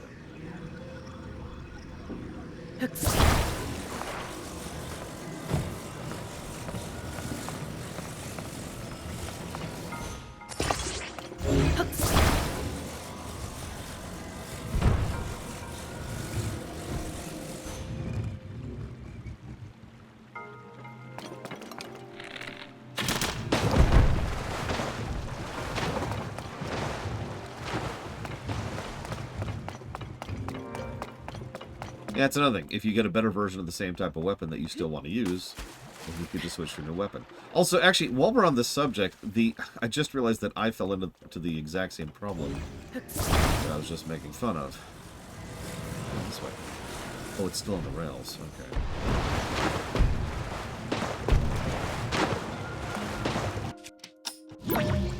Yes, Act. Game. No, that was it. That was it.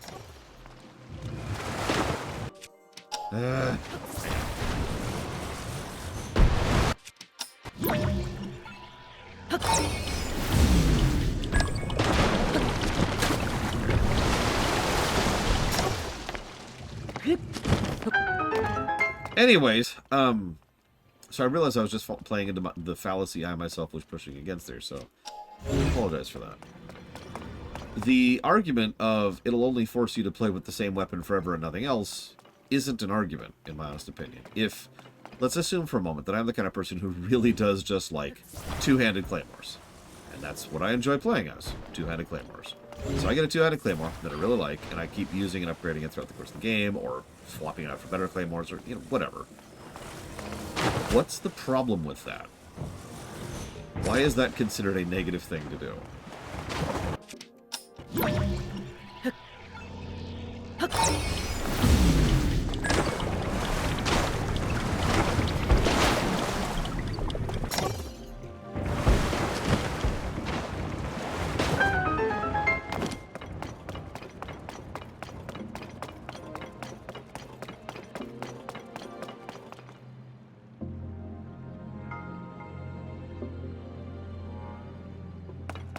Okay.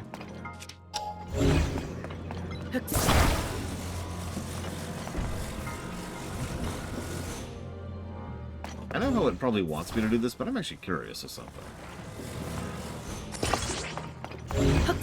Now, I know that I tend to be pro options in all games forever, but especially in a game like this, which is one of the most option-agnostic games like that exists.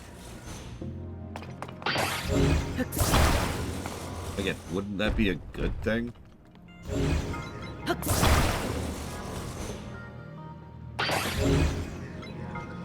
gonna let me, is it? Well, let's see what happens.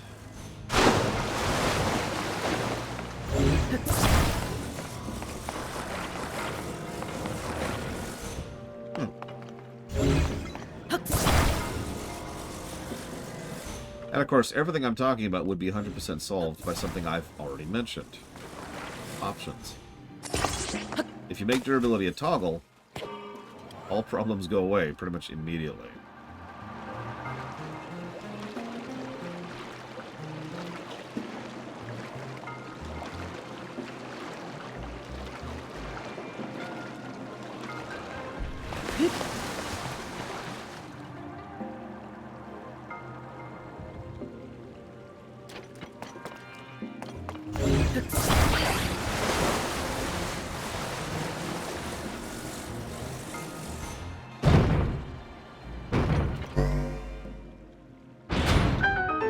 Well, unfortunately, it very much sucks to be them, Spartan.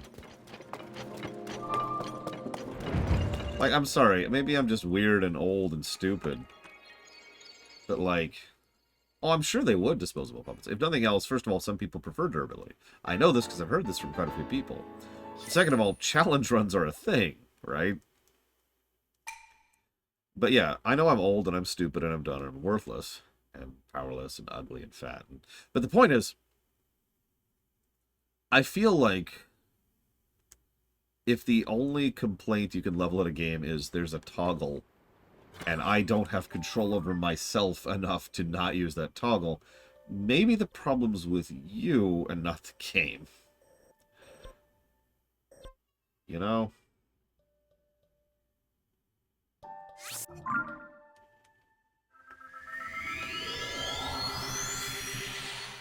Because I've heard that argument, almost exactly. They usually don't phrase it that way, but that's what they mean. They say, you know, well, if durability is a toggle, why would I ever play with durability on? To which it's just like, really? Like, I'm saying that wrong, but imagine if someone who likes durability then says, why would I ever add durability on? Again, what? But again, I've heard that. I've heard that argument many, many times in many different gaming situations.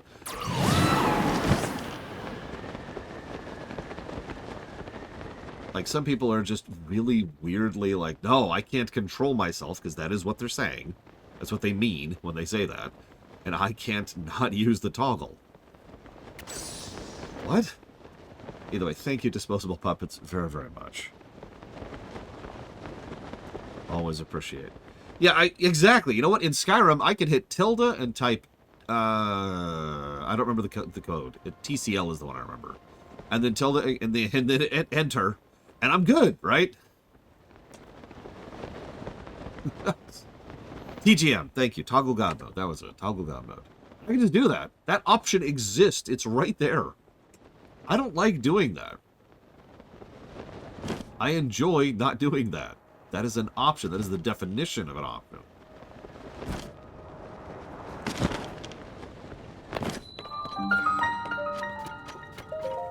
So hang on. Disposable puppets wants to put that towards. Give me a moment here. Let me jot this down.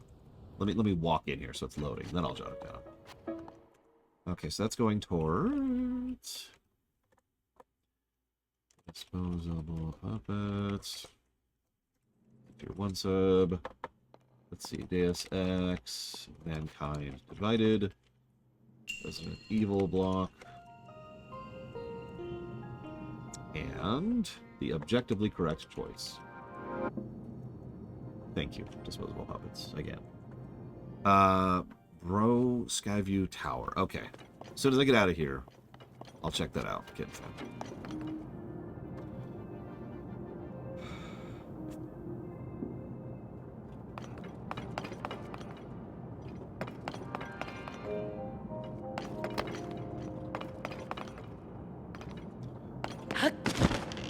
Speaking of Ascent, if there's one thing that convinced me that Ascent deserves a second positive, it was its usage in puzzles.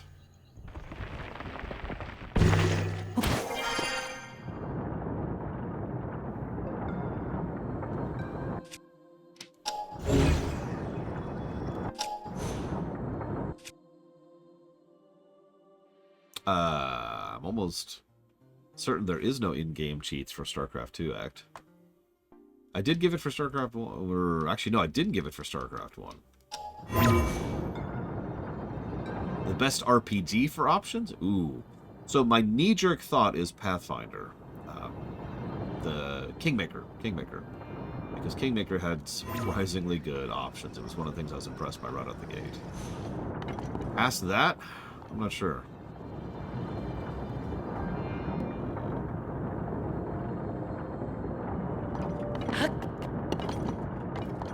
Oh yeah, Bravely Default. That's another one that's way up there. I agree. Okay,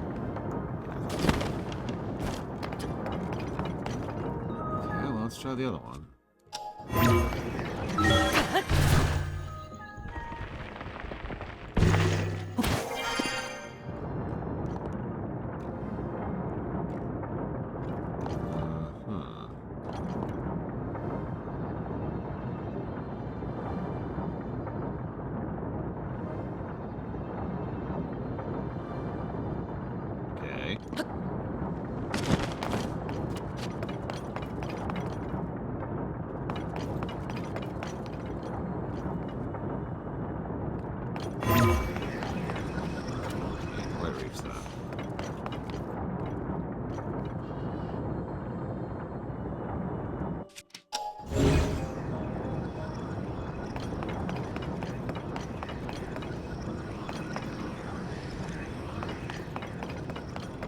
Yeah, if only I had a rocket shield. Maybe I should just go get one really quick. Speaking of options.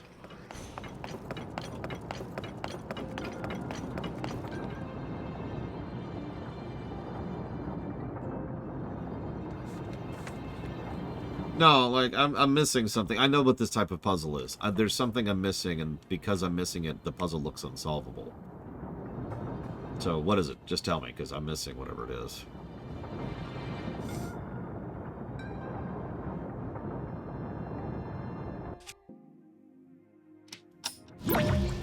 Oh, the tower segmented. Yeah, see, that like I said, it looked impossible, and in fact is, if the tower wasn't segmented. That's what I mean when I say when I'm missing something.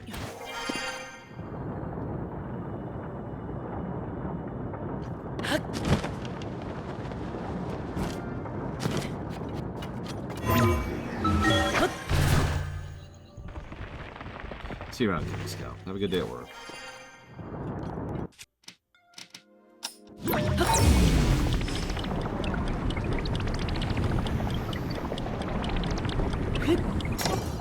Okay, so there's that one. Oh, looks like I can reach the bottom one from there.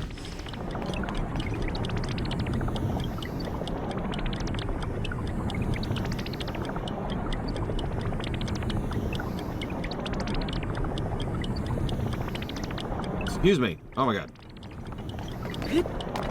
Oh, where am I at?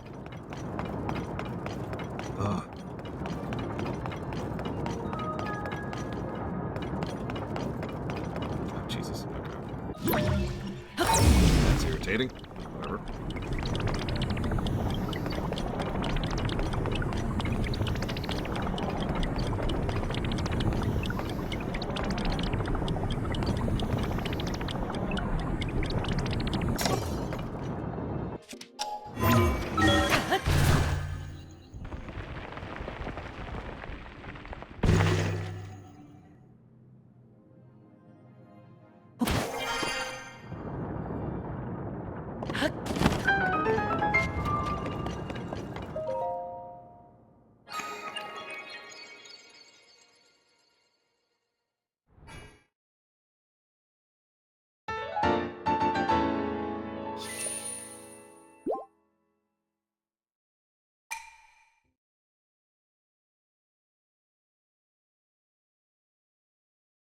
No, no, you're fine, Ross. Like I said, I'd reached that point of missing something. The moment I knew they were segmented, that immediately became obvious. I was like, oh, yeah, okay. Okay, so this way... Wait, hold on.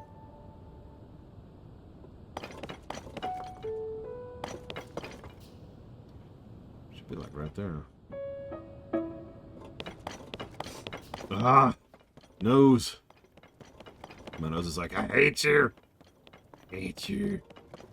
Nose, what did I ever do to you?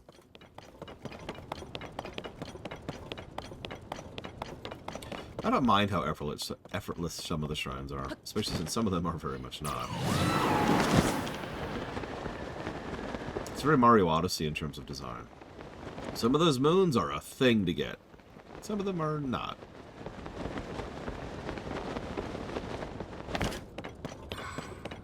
Of course, I was a huge fan of Mario Odyssey, so what the hell do I know? Oh yeah, that reminds me. Sorry.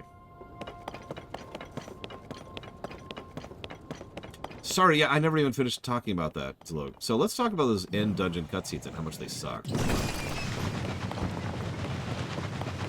Diamond. It's our second non-duped diamond. Almost went over the edge. So yeah, let's talk about the terrible approach to those cutscenes.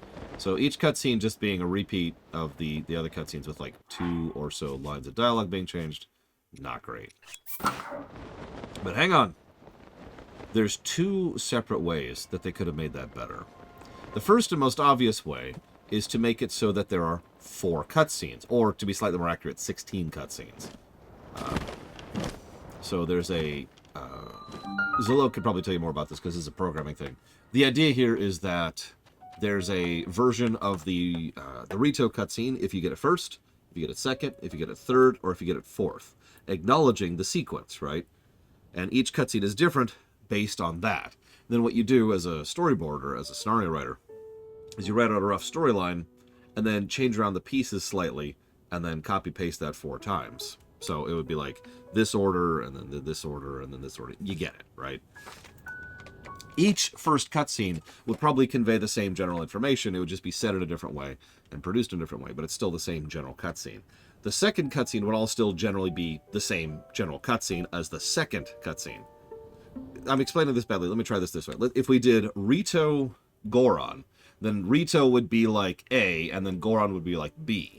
But if we did Goron Rito, Goron would be A and Rito would be B. Make sense? So even though the cutscene is different, each cutscene is functionally the same. This cuts down on the amount of development time you have to do to make 16 separate cutscenes. So that way, each cutscene 1, each cutscene 2, each cutscene 3, and each cutscene 4 is functionally the same. It's just flavored differently and spoken by different characters. Make sense? So that's the sequential way they could have done it. Now that's a decent amount of work, and I would never expect Nintendo developers to put work in. So the much, much easier way to do this is to make one cutscene. Nice, long chonker, and chop it up. So you see this cutscene, and then this cutscene, and then this cutscene, and this cutscene. All four, excuse me, are all just a piece of the overall cutscene. Either of these approaches, one of which is much easier to do than the other one, would have polished this out and made that work a lot better. Just having the same damn cutscene narrated by someone different with slightly, barely different lines That's terrible. Hey, a naked shrine. Okay. This should be interesting.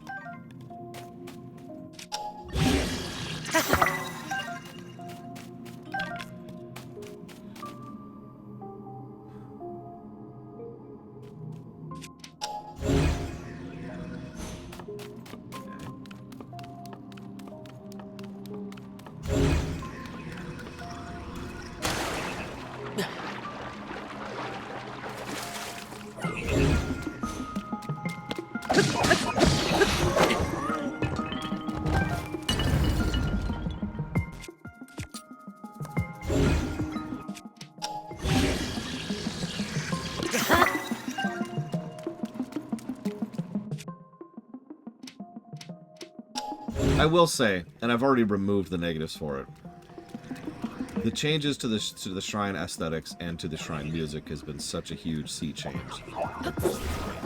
Really? It's too far away? It's right there! It's right there! What the hell, game? Okay, you. Stop distracting me so I can focus on why this isn't working.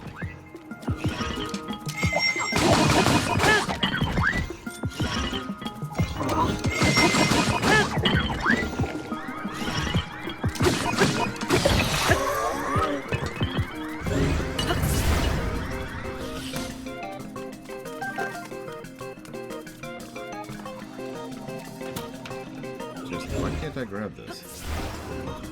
No, whatever. Ow. And yeah, exactly, Zillow. That's kind of the idea.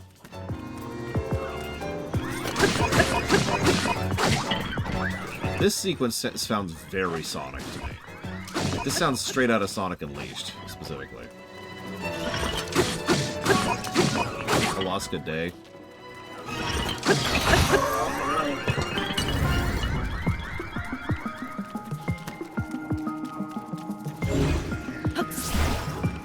Well, the aesthetics are not only better, like visually,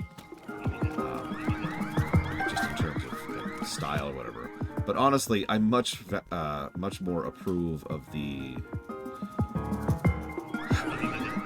visibility.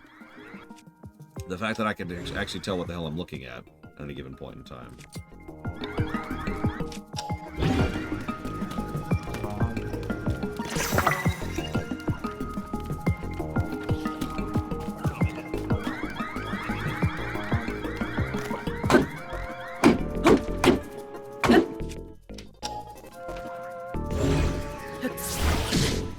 Like, one of the biggest problems I kept having, how did you hit me?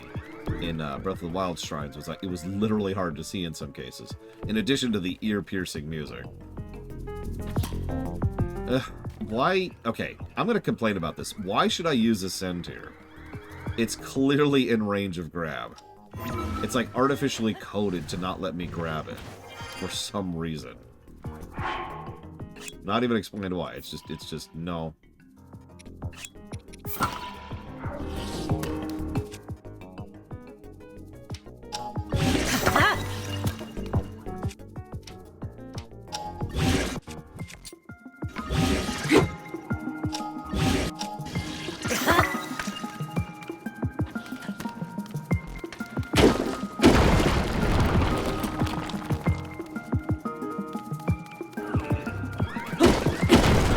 That's actually another complaint. I get why they restrict the vertical range of it. I kind of don't care about the reasoning. I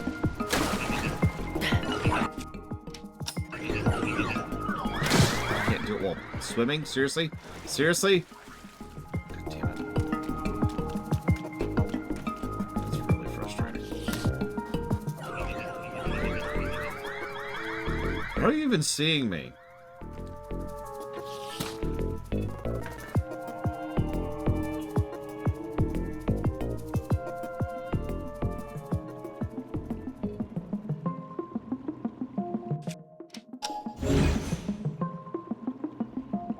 They gave me ice fruit? I didn't even see that.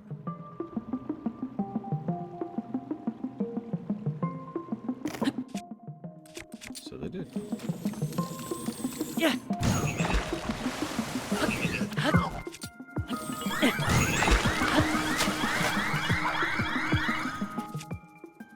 Now what I'd like to do is just grab that, but screw me. So instead, we're gonna have to do this the hard way instead of the fun way.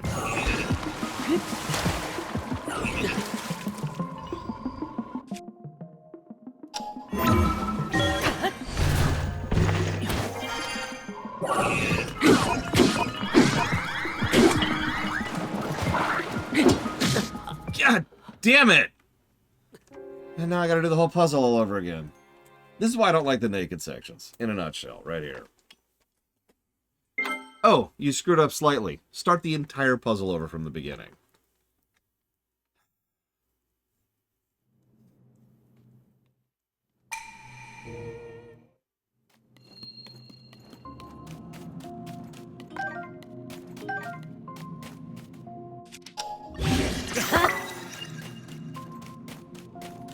Oh god, Zelda.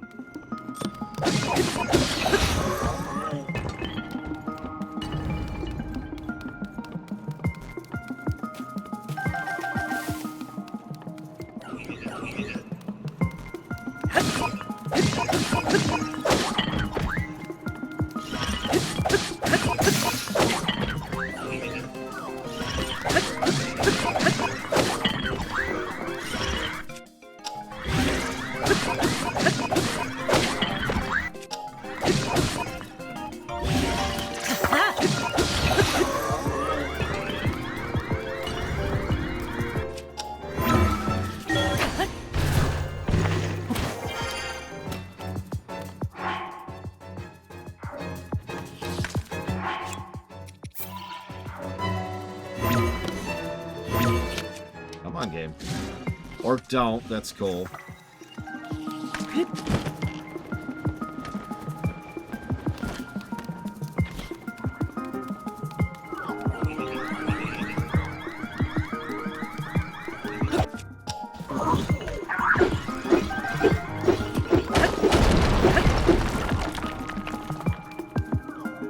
I said it before, a fuse feels a bit like a jury rig.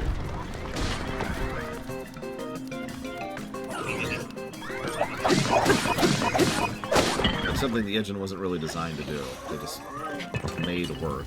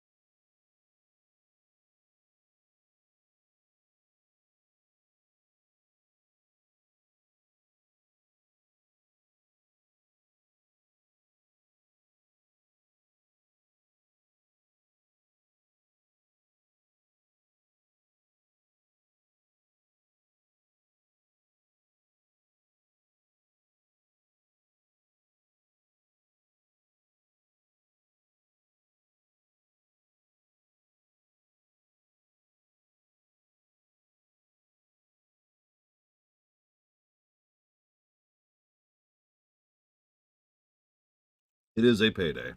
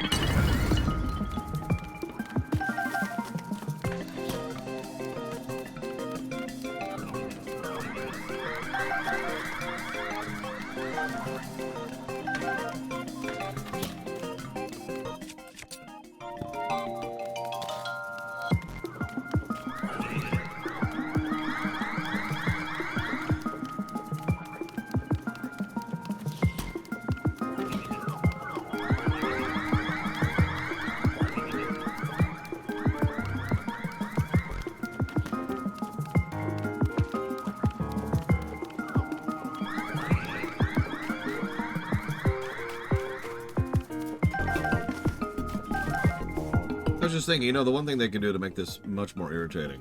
Wee wee wee wee wee wee wee wee. Thank you for fulfilling on my one true wish there.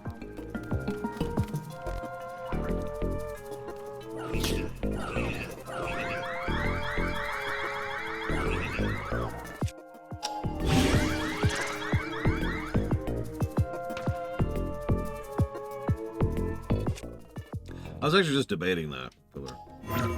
Getting fan. Pillar fan! That's your new name!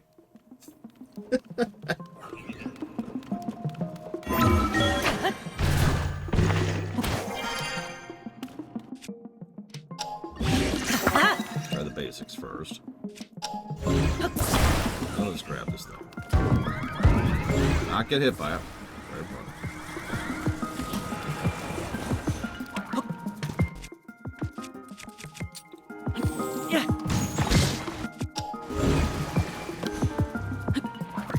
Come on, game.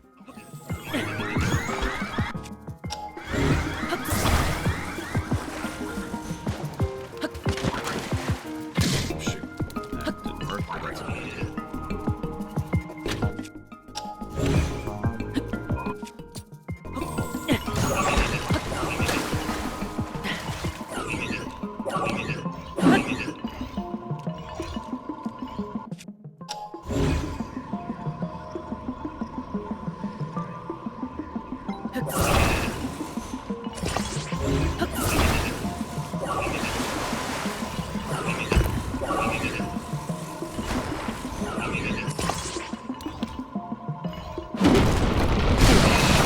No time to react.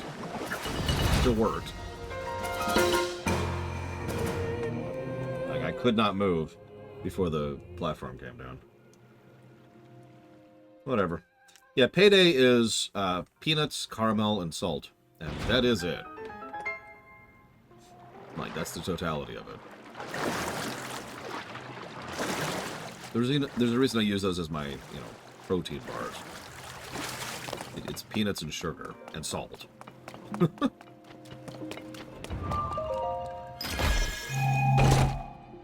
Probably it.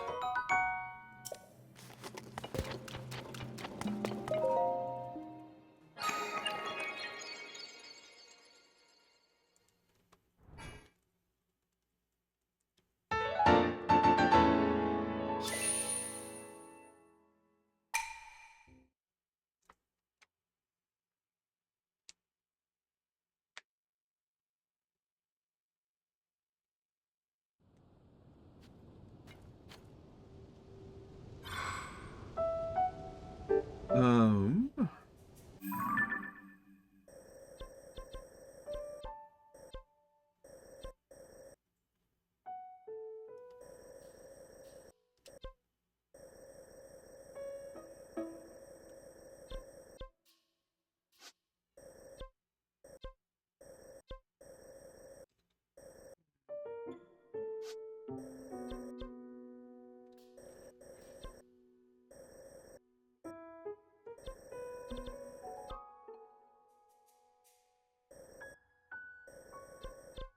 There it is. I have not visited the Lost Woods yet. I have no real reason to yet.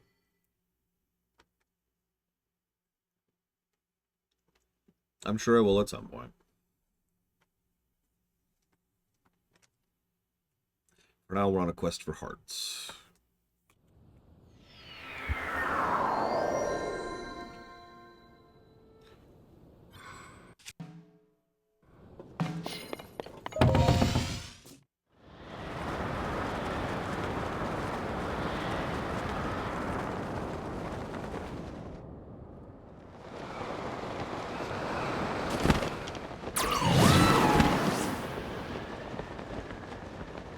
We're already in position to have the best armor we're ever going to have. Now we just need a little more health. Why isn't Yonobu up here with me?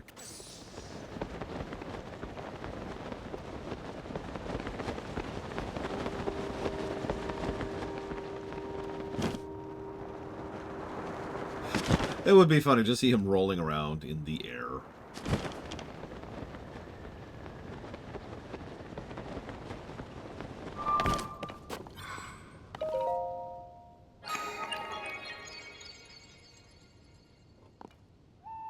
And the whole time, why'd you do it, Link? Why?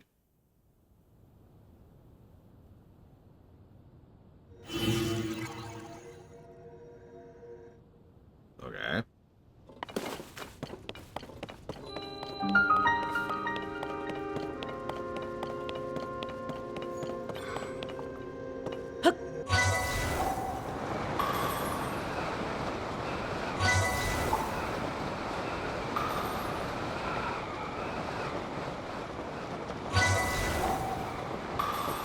Probably shouldn't be doing this at nighttime, but whatever.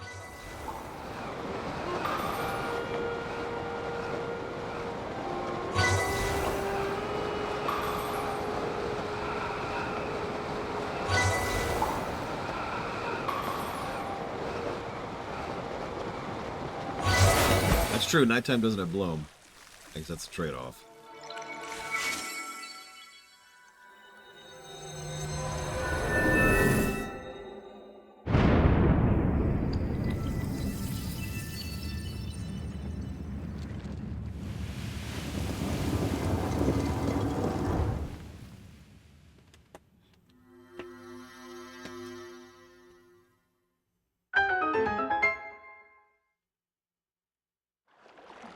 There's also some fairies to get.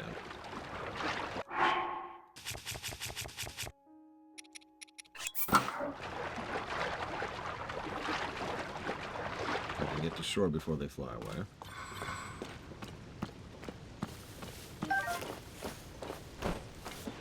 Damn it. Come down, please. Please. Please. Pretty please. Oh my god, come on. Just a little bit further down, please. Thank you. Jesus. That fairy was just being like, what?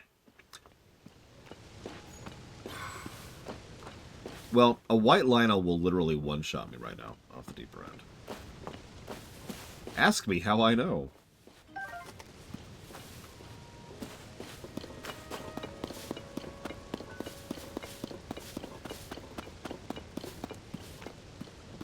I haven't even seen a silver Lionel yet.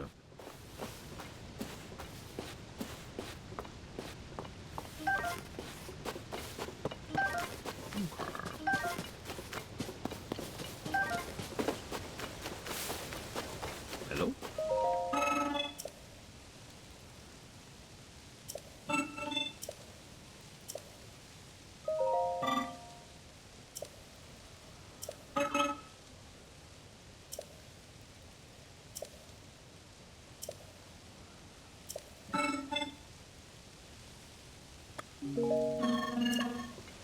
Okay, hold up.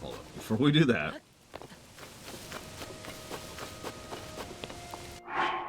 I say that feels like the thing we just did. So, you know. Oh, where's my charges? There they are.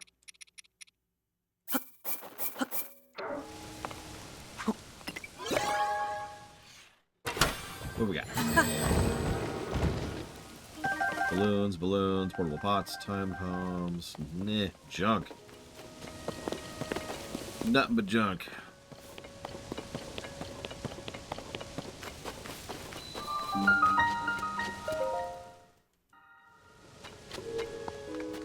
Naked thing. Fight a white Lionel while naked. You get a stick. If the stick runs out before you kill the Lionel, you instantly die.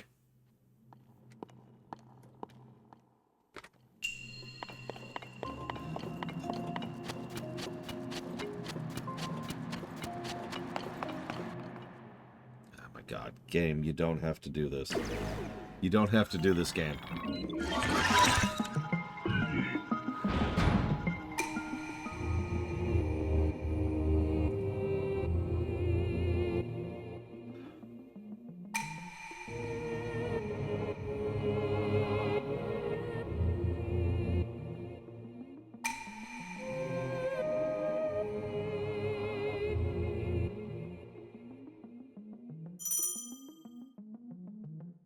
Yeah, what? Oh, right. I'm sorry. This isn't the bow tutorial. This is the... this tutorial.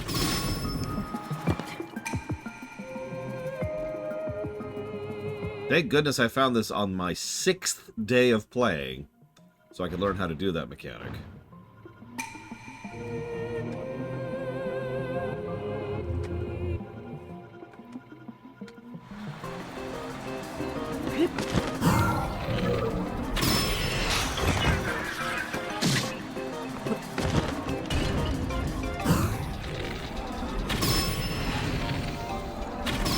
Speaking of benefits of stamina. Shrine sensor at 110 shrines. Yeah. Granted, I'm just using a map, so... like, I don't mind a tutorial shrine, but, like, why aren't these the shrines that were on the Great Garden? Or the Great Sky Garden, or whatever.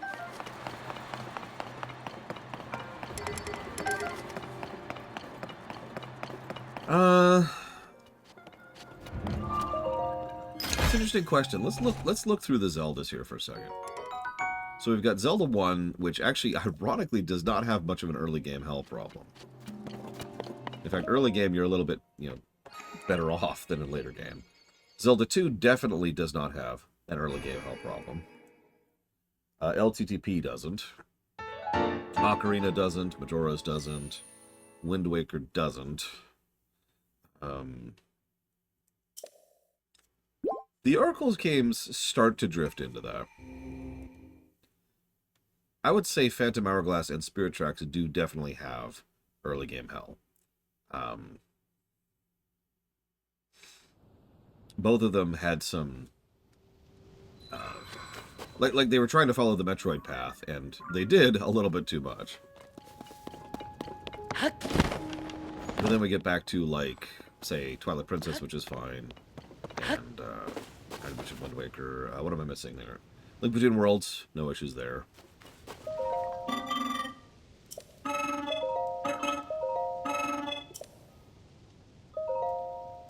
Fine, I will burn a Zonai charge to do this. I'll agree with that, Kitten Fan. 35 seconds. Okay. Let's see how badly this goes.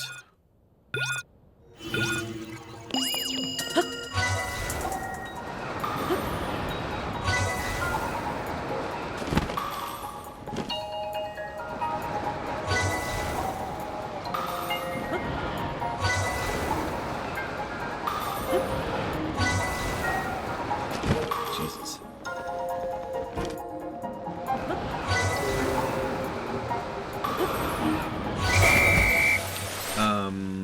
And then Breath did have it, and then this have it. So I guess only a few of them really have it. I feel like I missed a few Zeldas in there. Oh yeah, Minish Cap. I don't think Minish Cap had an early game hell. The Glide Shirt. Skydive mobility up? Question mark. A record time of 20 seconds. Well, I did screw up. Sure. One more try. One more try. Yeah, no, I absolutely destroyed Girahim with actual controls, if you remember.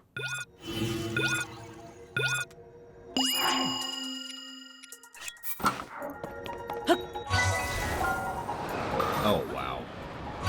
That's immediate. Oh, that's immediate.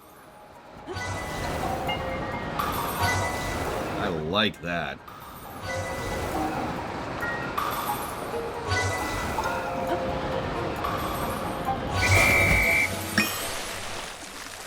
Cadence of Hyrule had very bad early game. I agree with that. It's a shame, because the game, once you get over that hump, is just really good. A large Zonai charge. That's it?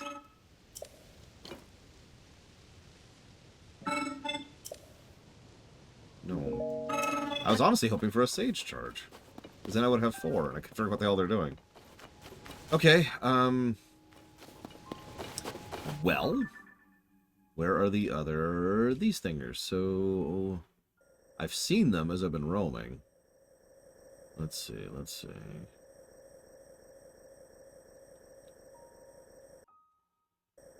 That looks like one over there.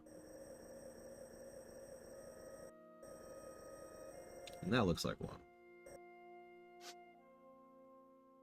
Over the forest. I think I can make that happen. Let's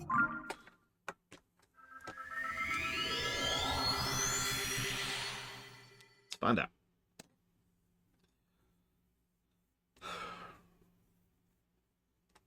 By the way, I highly recommend Cadence of Hyrule if you're into rhythm games at all. It's a really fun game. Oh, okay, Dragon Player. So I didn't know what the Sage items did, and I was kind of looking forward to finding out, but okay. Hi, Eleazar.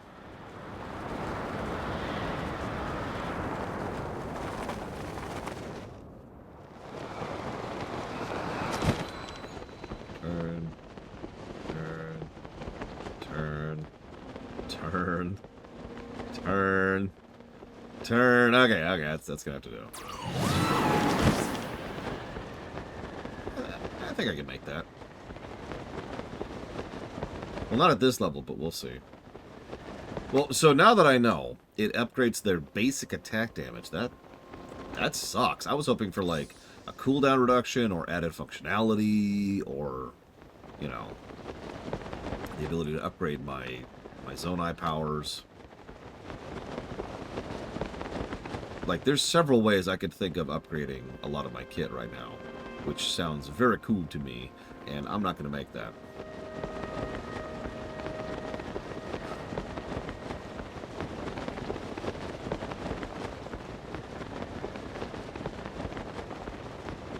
Okay, let's do this instead then.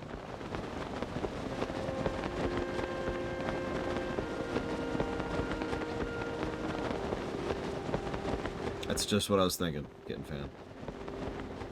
I just need to get there.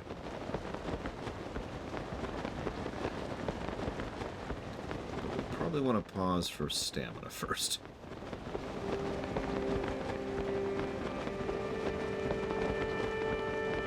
What does the wingsuit take to upgrade? Does anybody know? Or feel like looking up?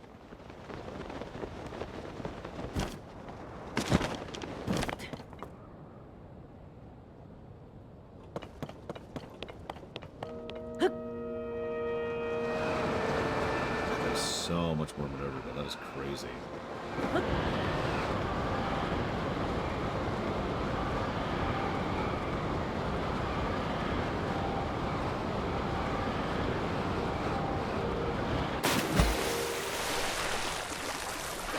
Bat parts, which I have some of. Aracuda parts, which I don't think I have any of.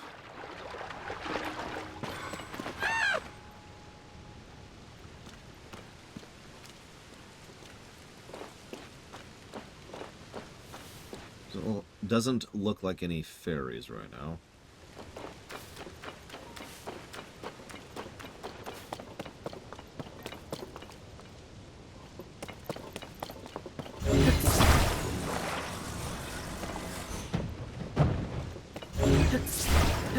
Gleeok wings.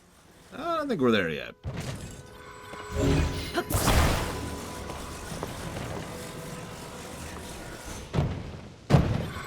I think you're right. I just didn't think we had that many on us, Bounty. Come on. I have not fought a Gleeok. I have not been that brave. There's several mini bosses I still want to fight. Frox and I guess that's it actually. We're down to the Frox and the Gleeok. Still worth it for the arrows. Alright, what do you give? Where am I at on zone eyes?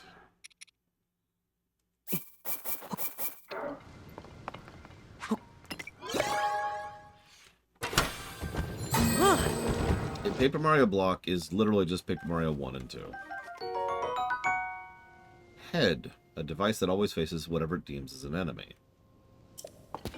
Attach a weapon to it to have a homing attack. Listen, all I did was fight an extremely dangerous enemy that could literally one-shot me in one of 5 different ways at any given second. And succeed at it. And yes, I am still proud of that! I mentioned this on Discord. I mentioned that during dinner last night. Like, kind of in that embarrassing sort of, I hesitate to brag kind of a way. But when I mentioned that, Sis was like, oh my god, and my brother-in-law was just like, dude, how the hell? Oh, don't worry, we'll play Sticker Star someday. But we gotta buffer that, right? A game like that, we need to have like a really good game before it, and a recovery game after it. Because, you know. Super Paper Mario, I have no intention to re-review. We already covered it once, so it's lower priority. It's kind of a long game, so it's even lower priority.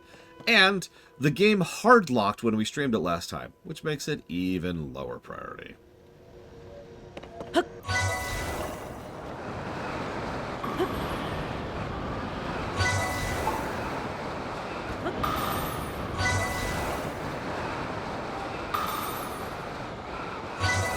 As for Paper Mario Paper Jam, that's actually part of the Mario Luigi thing. It's not actually a Paper Mario game.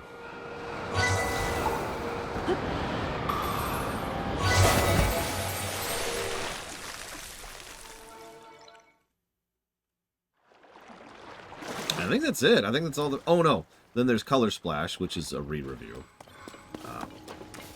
And then there's Origami King, which is actually on the list and has been slowly funded over the years.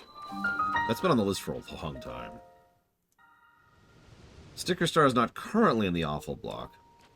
I don't think I'm going to lump it into the awful block, and you probably understand why. I meant what I said. Like, obviously, I get a little facetious on camera for the sake of entertainment, but let me be very clear. Ooh. It's a naked shrine. Okay. Let me be very clear. Sticker Star is something that might challenge...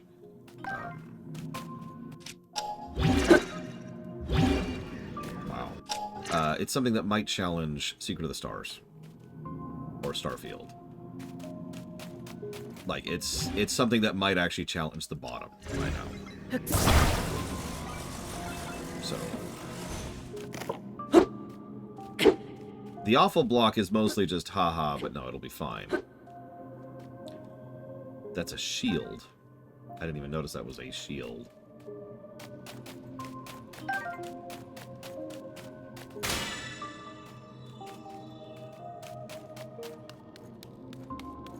Oh, and of course we have infinite energy down here. I keep forgetting.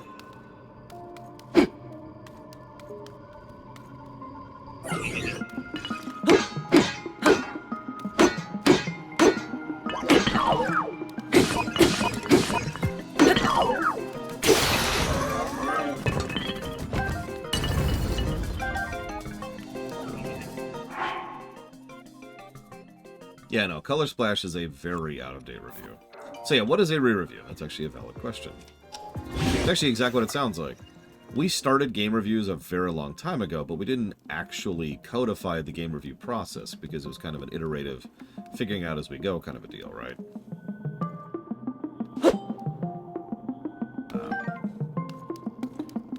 When we got a lot further along the line, we finally were able to codify it into something a little bit more, you know, cohesive and self-comparative, which is where we're at now. So anything that was technically reviewed before, like I said, just kind of automatically gets a little bit less priority because we've technically already reviewed it.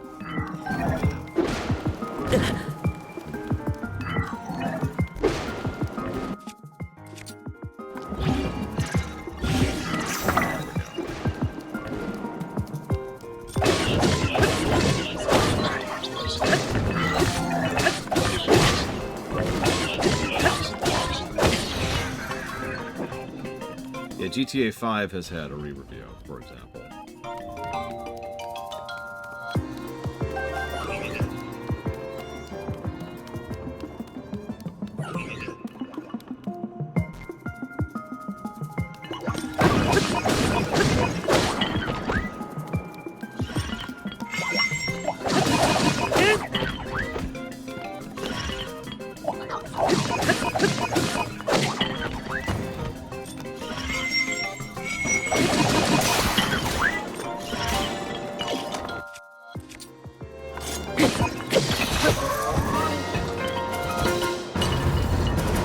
That was interesting right at the end there. And yeah, Cyberpunk was... I was actually very resistant to... get 2 clicks.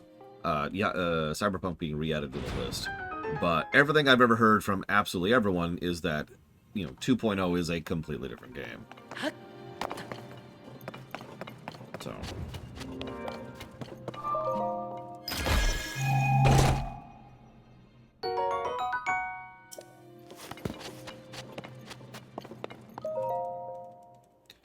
Quite possibly, Kitten Fan. Like, the rabbit hole of suckitude for Sticker Stars is quite enormous.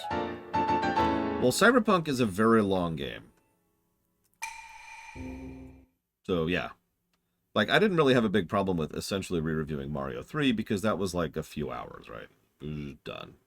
Cyberpunk is going to be like a week and a half.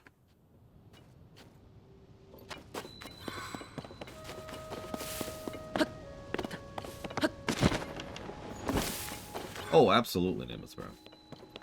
And yeah, we've also got DLC on top of everything else.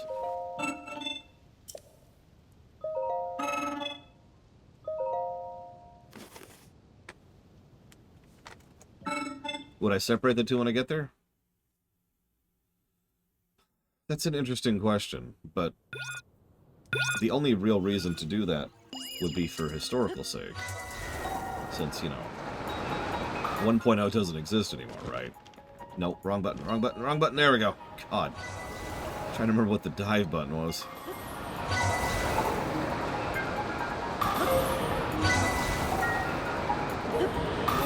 I mean, it's actually less work, ironically, to preserve it historically, so I think I can do that.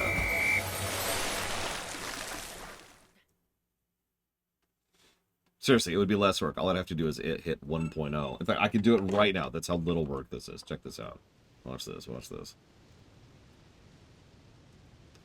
We're going to hit this button here. I'm going to go to our website. Did you know that we have a website? You know, the review page. Right here. We go down to Cyberpunk. There it is.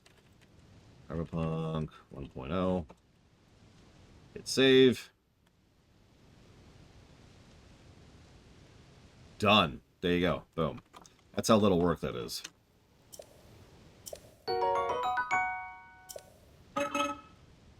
Damn it, I knew it was 25 seconds. If I hadn't screwed up on literally hitting the wrong button, I would have had it that time.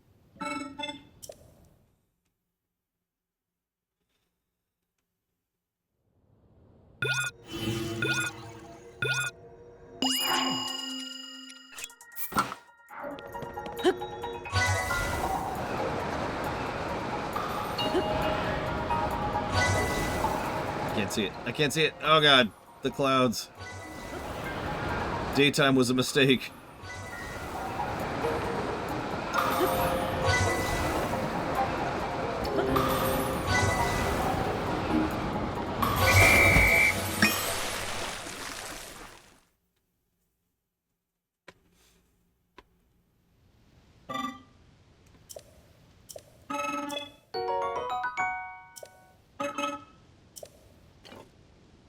Still worthless.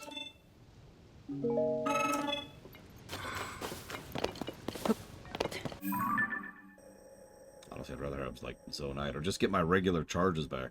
Yeah, no, I'm kind of in the same boat off the deeper end. It's one of the biggest reasons I'm so resistant to doing some of that stuff again.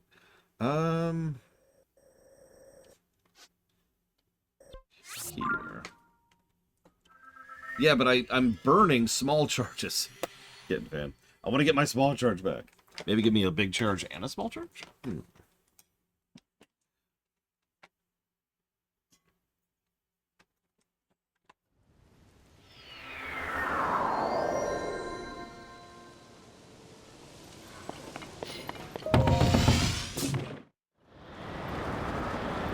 where is it? There it is.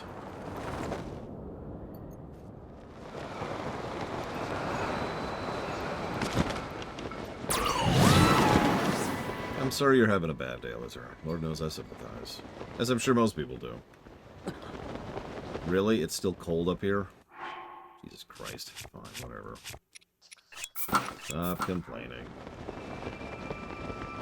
I might not make that. Ooh, that is way up here. So, what WoW class would Link and Zelda be? Not play, be. I feel like we've actually had this discussion before. So Zelda would probably be a wholly focused priest, possibly a disciplined priest. I could see either, really.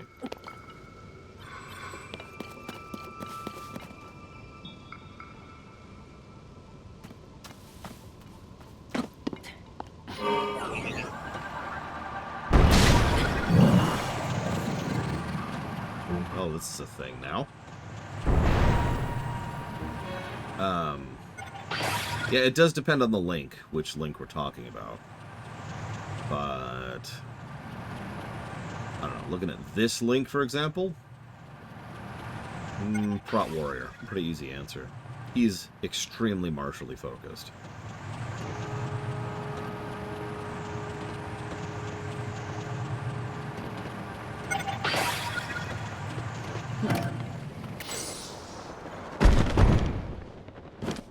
As it should be.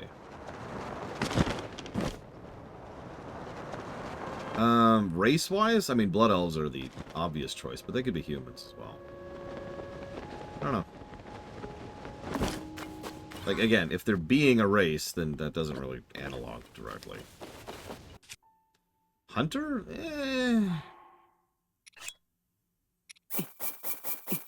Why not High Elves? High Elves don't exist as a playable race. So, Spring.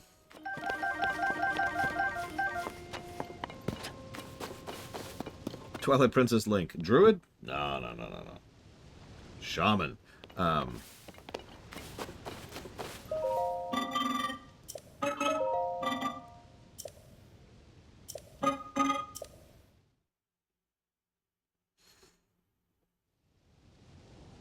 Well, it depends on the specific link, right? Like, there's different links, and that I honestly think that changes the equation a bit. Like, Wind Waker Link feels a lot more like a rogue than most of them, for example. Oh, that is a very dumb question, Lord Erwin. I love it.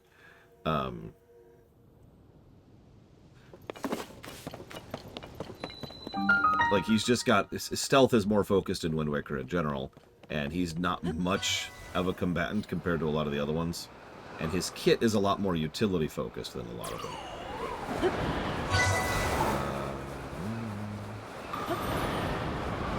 Oh, yeah, they're all Horde for the Horde. I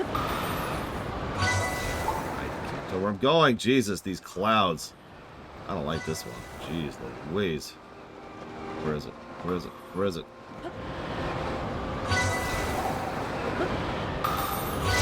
But yeah, like Ocarina, that feels a lot more like a... I don't know, I'd have to think about that, actually.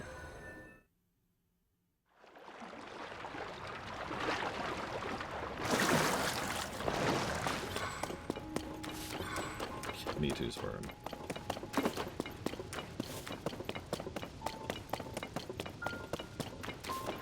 I love how we go up and it gets warmer. I just realized that because we're no longer in freeze land now that we're up in the sky. That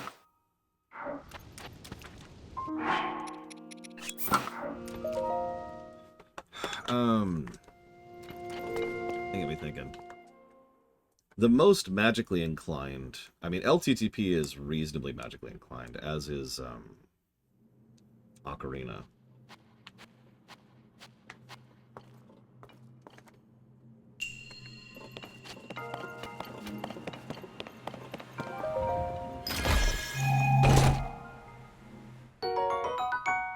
Diamond.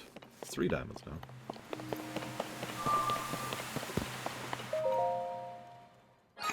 No, and yes, I think? Warlock is like a City Builder 4X game, right? Oh, Link would 100% be a casual player. Agility turned into strength? Not really. There are several agility classes like Hunter, Rogue, Monk, and Demon Hunter, I think?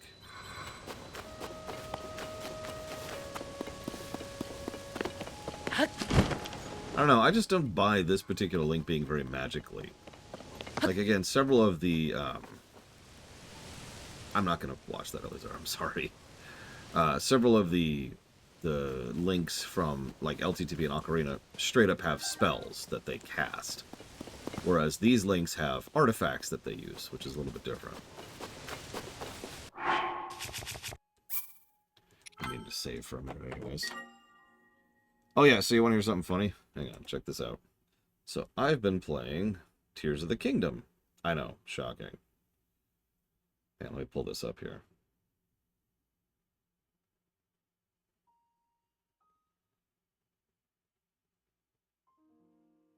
Yeah, Ocarina Link literally casts spells in Majora's as well as in Ocarina. Hell, he turned into a frickin' skeleton. Where's the thing? Did I delete it by accident?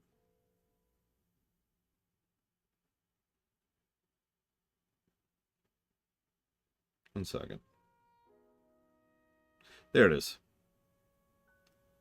So, Nintendo sent me an email saying, you've been playing Tears of the Kingdom. And it described which of the 4 abilities I've been using and what percent of usage. Now, I don't know how it tracks usage, but I've apparently been using Recall 8% of the time, Fuse 16% of the time, Ascend 30% of the time, and then Ultra Hand 46% of the time.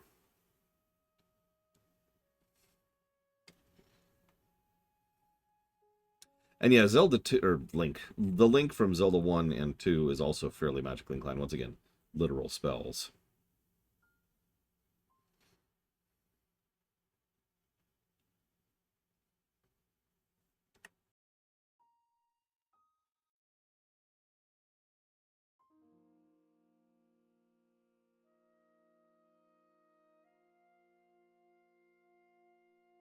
They did not on Falkenstein. That's all they did.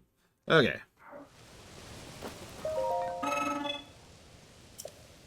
Yeah, ironically, of the links, the one closest to a healer is probably the Hero of Time. Which I know sounds strange, but consider Majora's and then consider Twilight. And in both games, he tends to be he does healing. He's not really focused on healing, but he does actually do healing. Like I said, it's as close to a healer as he gets.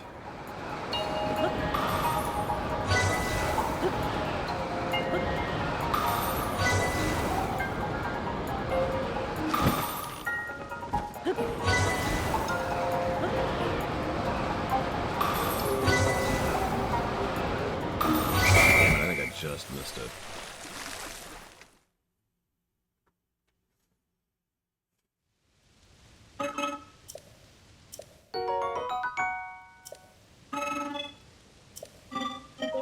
Yep, I literally just missed it. So that screw up in the middle.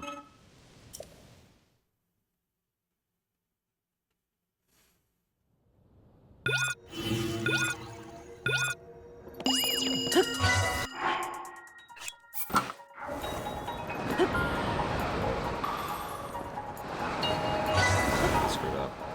Hit the wrong button coming out of the pause menu.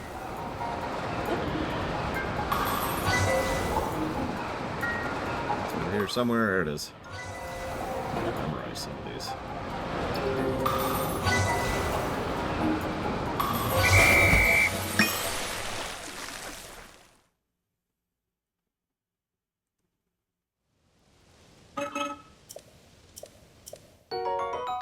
Here's junk.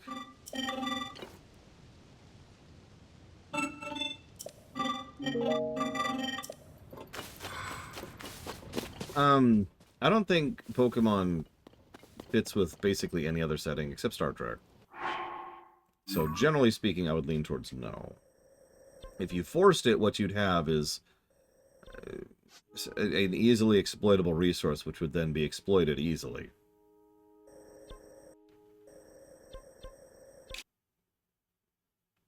Yeah, it's ignoring the fact that WoW literally has Pokemon just baked in already. Yeah, Pokemon and MLP, that I could see. Let's do yellow next.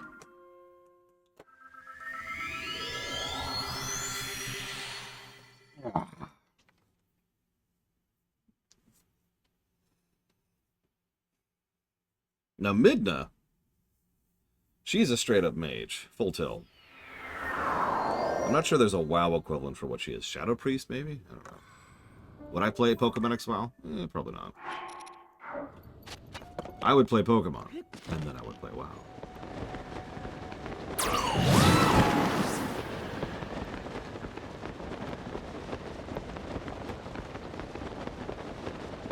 We're gonna be here a minute. Yeah, Midna's a very high tier mage. There's not many other mages that reach the level of power she has. Now, granted, we do see her use a fairly strong artifact, but we also see her use a lot of utility magic. Yeah, sorry. I have an Aracuda. I have 5 Aracuda eyeballs, 2 Ice Keys eyeballs, and that's it. Yeah, where's my eyeballs? Where's my eyes? There we go. So I've got keys, fire keys, ice keys, electric keys, and Arakudas. I've also got keys, fire keys, ice keys, electric keys, and Arakudas. Go figure. And what do you... I mean, there's several warlocks that don't summon. Several specs, I mean. Ganon would definitely could... I mean, virtually any enemy that is a boss could be made a boss in WoW. That's... The nature of WoW is fairly dynamic in that regard.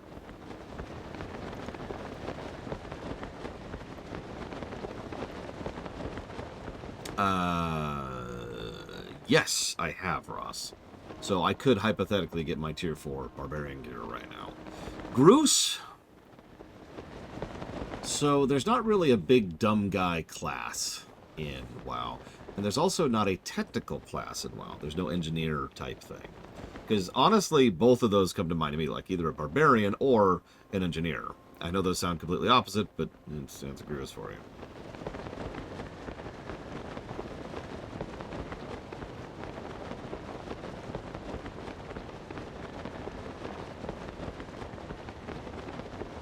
Yeah, no, I mean, artificers and engineers are a thing in lore, but not as a playable class. People have been asking for them for a very long time at this point. Like, that was brought up in BC, for a bit of perspective, which is, what, 20 years ago now?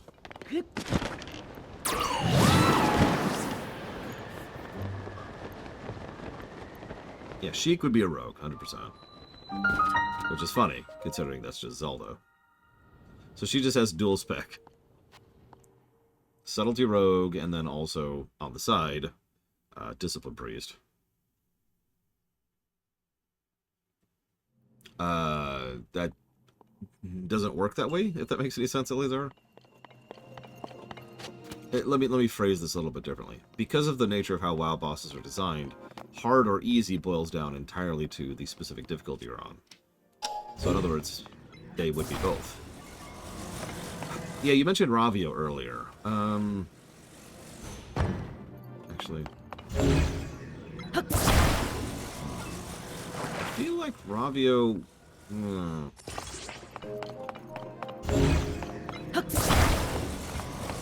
mean, obviously, Shopkeep is the correct answer there.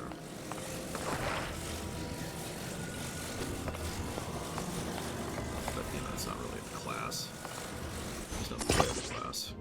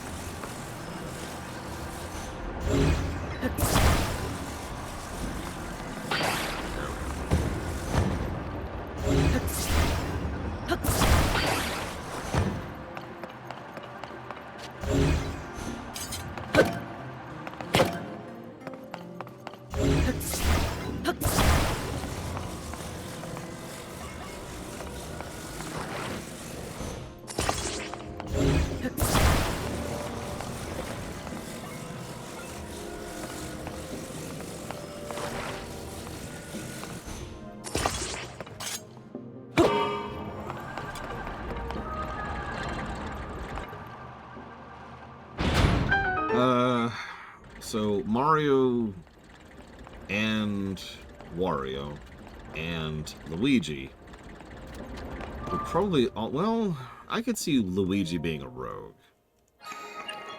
But everyone else would just be a warrior. There's nothing really going on there. The closest you could spread that is to say that Mario would be a shaman. So the Ganondorf...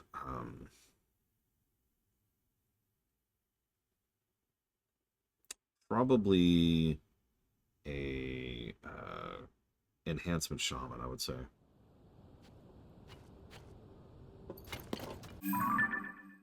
So I way overshot this. Wow.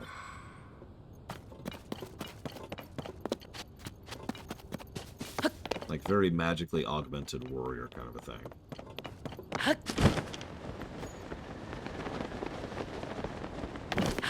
Yeah, Luigi just runs people over with carts. Luigi would probably enjoy this game a lot. I'm gonna make a cart, and then I'm gonna put me some spikes on the front of it. And then I'm going to go kill the people.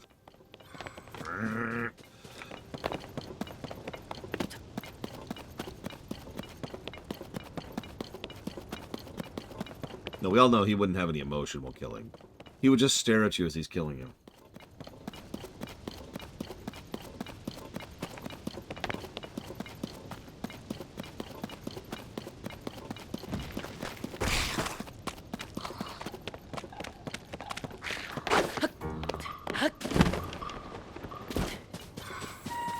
If I could add a new class to WoW. So, I'm weird and dumb and stupid. Because I don't think just adding new classes every other expansion is a good idea for an MMO. Now, that's kind of a double-edged sword, because you kind of have to keep adding new classes, otherwise players are just going to lose interest. The problem is, there's only so many types of gameplay styles. Right? There's only so many different ways to play the game. And unless you literally start inventing completely new mechanics and completely new functionality, you're just gonna keep having the same stuff over and over and over. And if you add new stuff, then you've completely thrown the balance out of whack. Not that I give a crap about PvP, but it probably is the kind of thing that should be kept into consideration. So that leaves you with a problem. Like, I'm the person who, when they announced multiple new classes for the latest FF14 expansion, my first reaction was, really? Why? Why would you do that? Because it felt like such an obvious wrong move.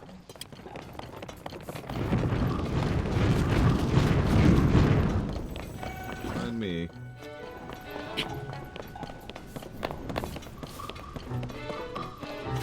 You've got to be kidding me.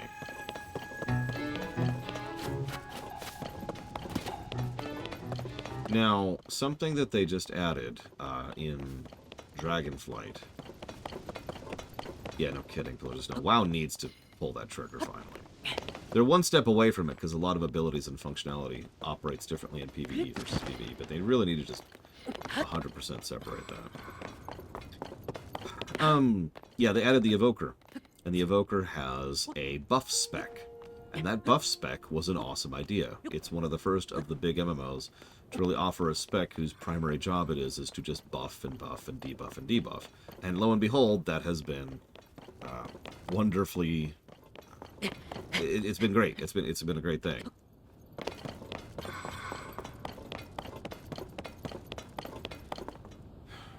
So, yay, that's good. So we've got we've got one dedicated buff spec. Let's make another one. That's my first thought. Is let's make another dedicated buff spec.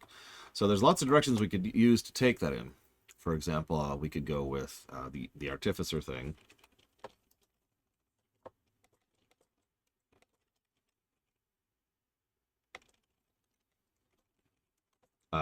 Or Engineer, right? Or Bard, you know. And I have to admit, there's another thing. Now, WoW has something that FF14 doesn't. And that is a 10-year lead. So, one of the things WoW could do that FF14 couldn't is have a truly dedicated pet spec.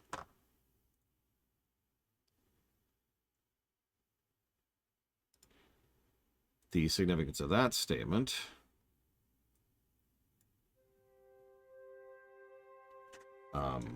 okay, is that you could actually do both with an engineer. You could have an engineer who just builds pets on the fly and then modifies them, right?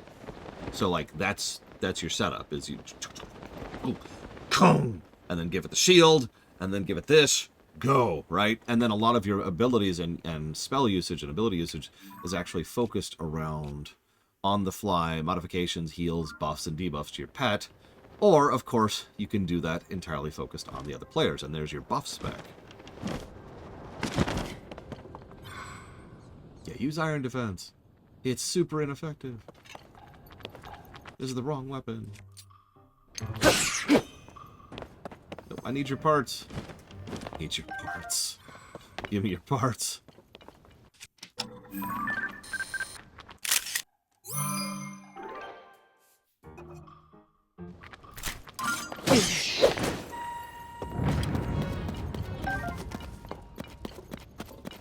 I don't, Mr. Ed. I just said that. But someone just shoved a gun into my head and said, "Make a new class right now or die." And so that's the direction I would take it in. For example, if you asked me the same question for FF14, my answer would be completely different. FF14 cannot support a proper pet spec, for example. It can't. It's just the code can't do that. They tried for years to make Summoner an actual pet class, and they failed, and finally gave up on it completely. And frankly, that was the right call.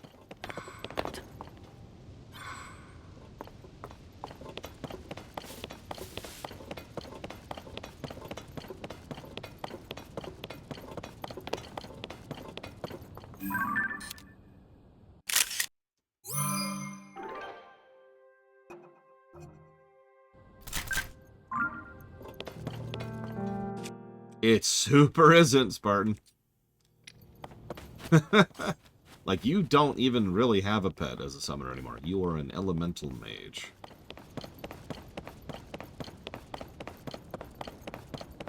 Like, actually think about the functionality of what you're doing. You go ahead, you throw out, you know, you turn your pet, who does nothing, by the way, unless you're doing something. So, your pet just stands there staring at you gormlessly. But then you decide to go ahead and turn it into Ifrit. So it turns into Ifrit, uses a spell instantly. In other words, you cast a fire spell, is what just happened. And then you get a few more charges of a fire spell before it turns back into another thing, or turns back into its main form. And that's it. The pet in FF14 is effectively the weapon through which you're channeling your spells. Yeah, no, it's an FF approach to summoning. It's your spells. Okay.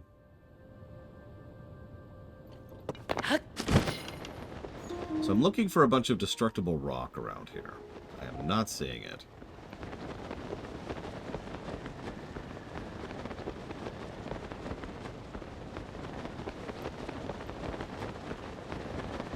Nope, this is definitely the wrong way.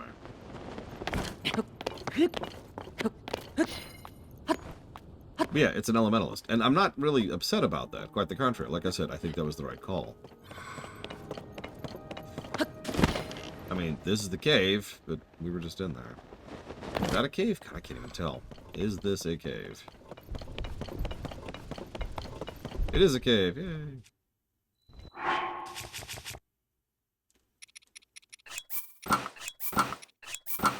Yeah, imagine the worst class that exists ever.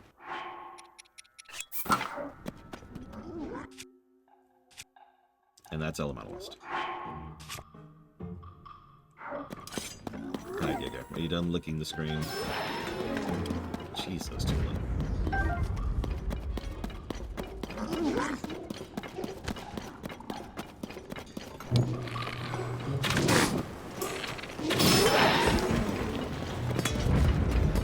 I haven't gotten a chance to look at it yet.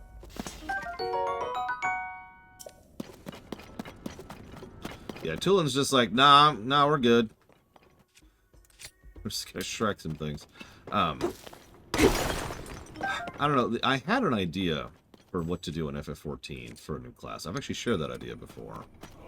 But nobody would like it except for me, so I'm not sure if that's actually a good idea or not. I know the old saying, design for yourself. And that way you're interested in retaining quality, but, like, for real, I don't think anybody would give a damn. They'd be like, this class sucks. And then they go back to other classes. Clothing mage. I mean, we already have a painting mage.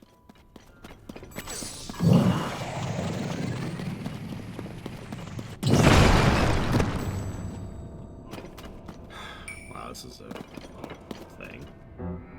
I'm glad this isn't costumey durability. Although, speaking of which, do I have more than one right now? I do not. Okay. Right, I've got to hear me out. Blue mage, but it doesn't suck.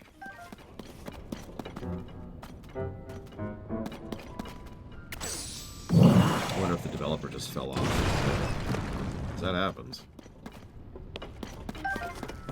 Yeah, so, in case anybody's never heard me... No, I have not.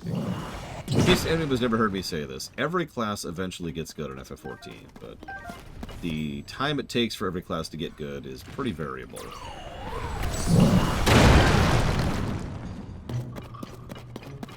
I never recommend you start as a thaumaturge, which is just pretty much going to guarantee you the worst possible time, or a lancer. Probably the two worst for early game.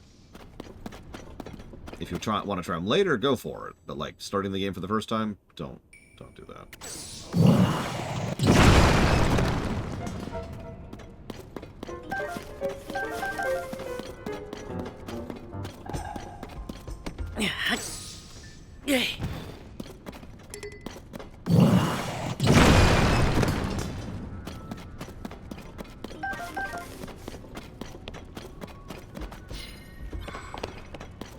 Yeah, I've heard some people compare Thaumaturge and Black Mage in general to Balanced Druid. No. Like, I get the comparison, but no.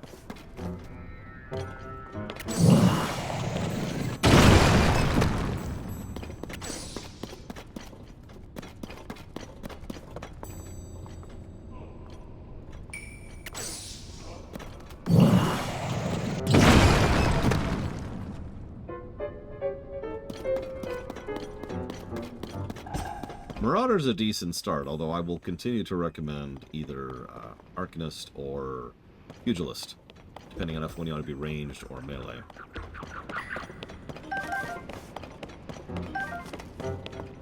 That's like your starter pack right there. I feel like a better way to put that. I don't think FF14 has a truly versatile class, with one exception, and that would be Red Mage. Yeah, no, I heard him.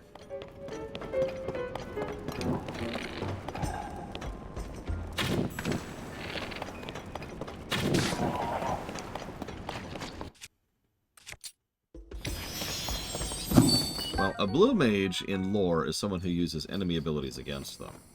In gameplay, it usually means just having a few unique, fun spells, most of which are, like, iconic spells. Spells that have been passed down over the years, for lack of a better way to put that.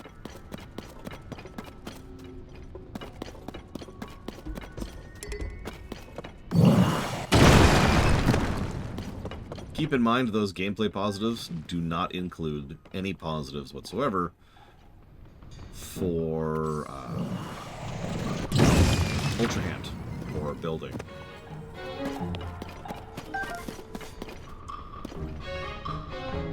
Yeah, blue mages, you can actually spit fish at people. This is not a joke.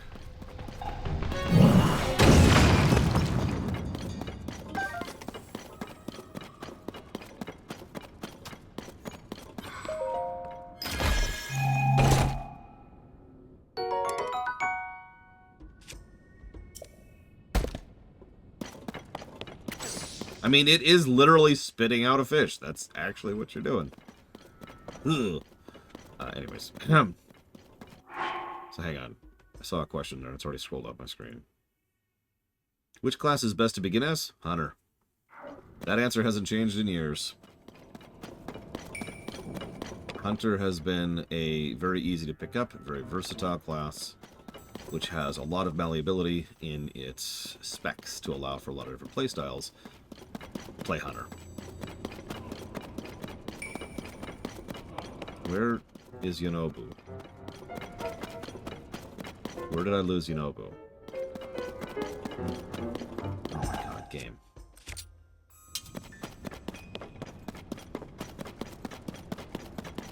I'm only on day 6, Gigapudding.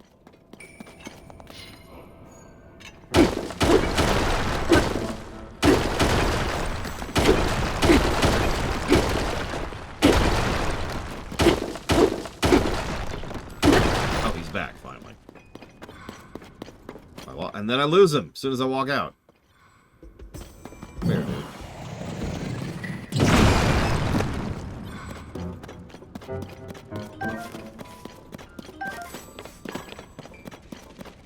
If you want to learn about the lore connected to Warcraft 3, which class is best to play? Not applicable. And which race is best to play?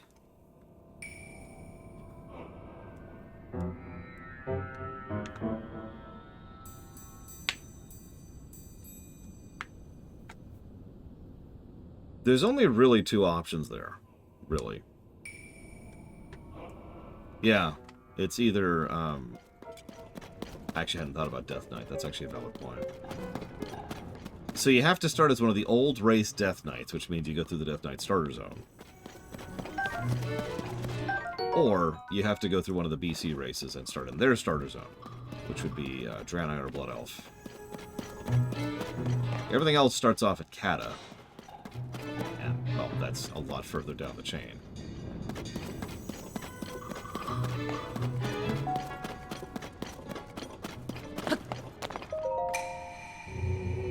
Let me guess, you want me to go across the lava? I don't believe so, no. Okay, okay. Yep, nope, across the lava. Of course. No, Kata refers to Cataclysm. It goes Burning Crusade, and then Wrath of the Lich King, and then Cataclysm. In that order.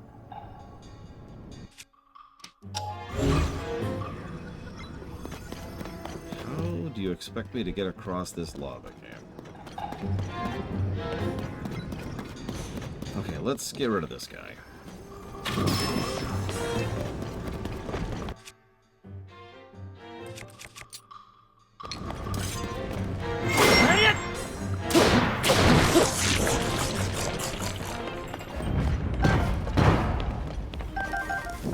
Okay, I can make that work. 99 of these things.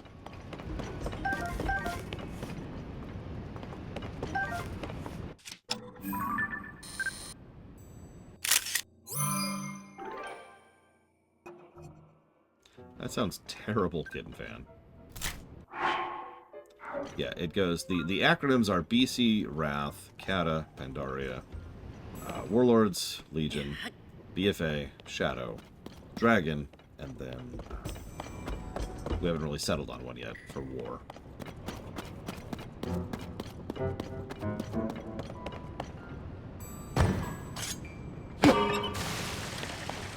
Some people use TWW. That doesn't roll off the tongue very well, so I don't say TWW.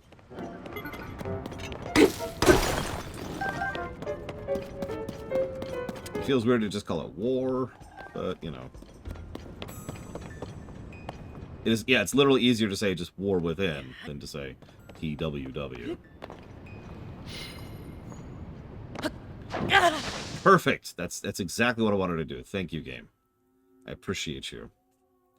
You are truly the elementalist of Guild Wars 2.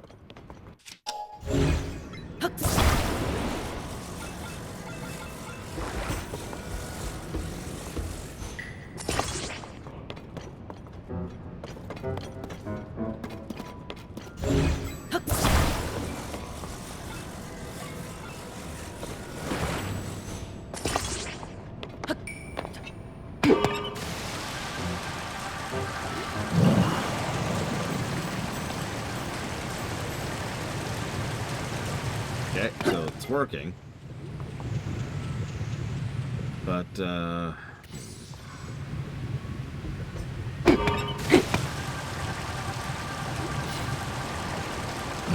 expect it to work, so I wasn't ready for that. That's my fault, as it usually is.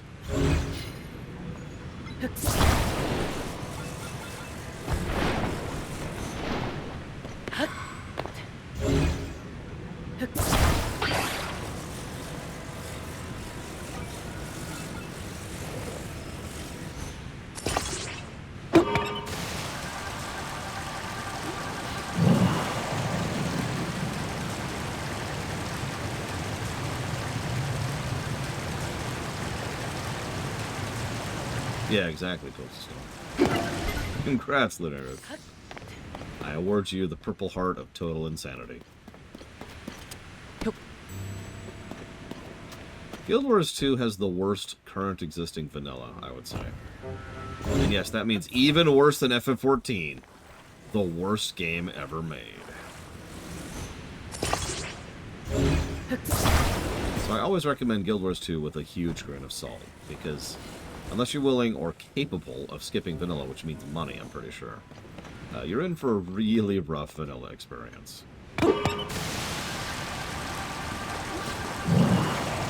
Once you get there, the game is very good. Although I will admit, I haven't played anything since the Dragon expansion, so I'm 2 expansions behind now.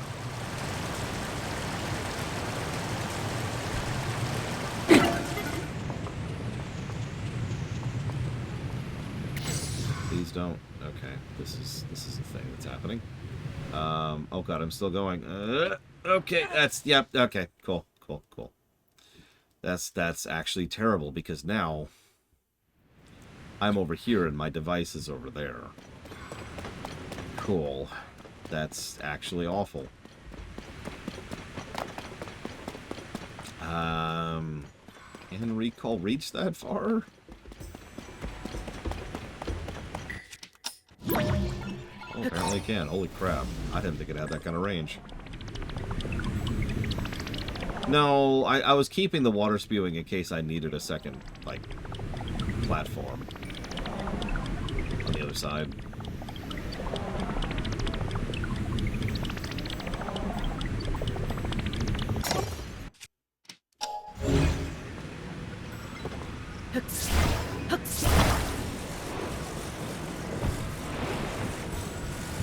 Which I guess is still what I'm doing. Okay.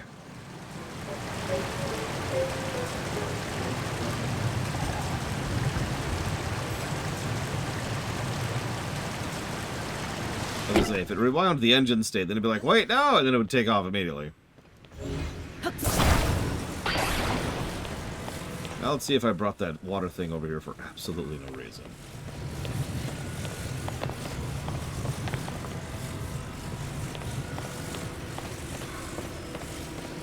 Yep.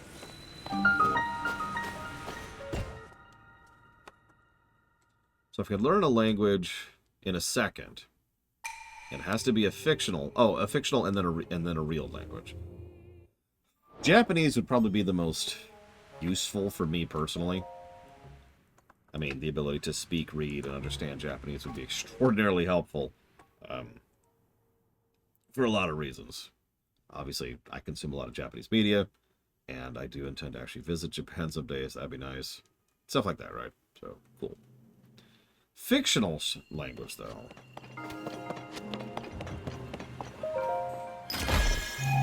Yeah, too many games come out of Japan for Japanese to not be useful. Let's get rid of the Lionel shield.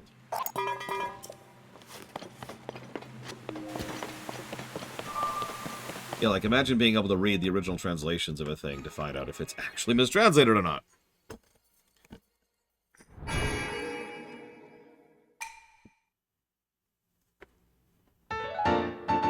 Well, Huttese isn't a real language, so you couldn't actually learn it.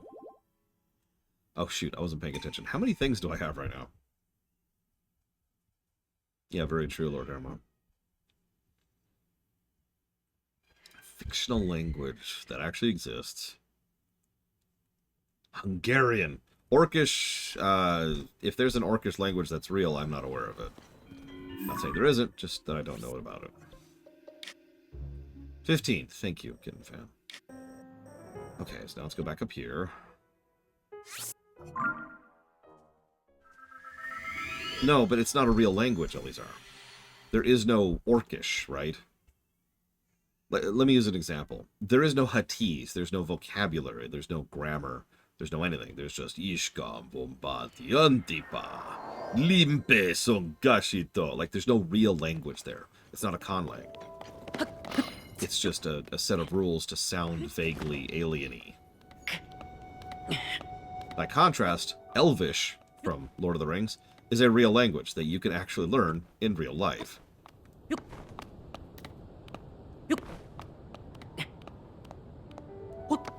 What about the movie?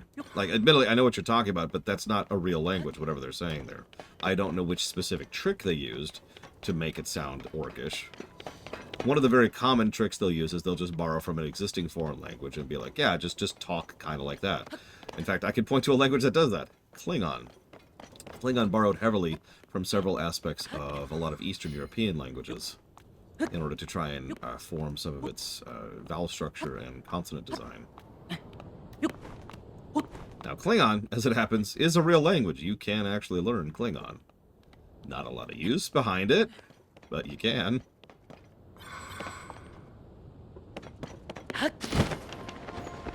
And yeah, pretty much every language, even Khan languages, are based off of other languages, like extant, or excuse me, Imperial, which is my own language, is based primarily on a combination of Japanese and English. Go figure, right? With a little bit of Greek in there.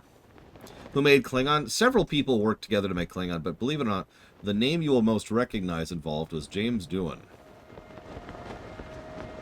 And if you don't recognize that name, then you are freaking fired.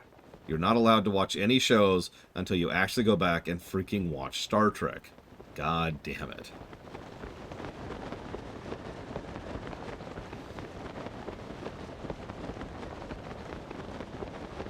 Anyways. So yeah, there's not a lot of actual fictional languages which are real languages, which are actually designed to be a language. So the options are kind of limited. Hello.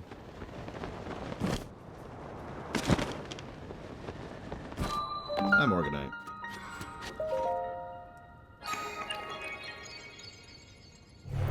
Not you, Pillars of Snow.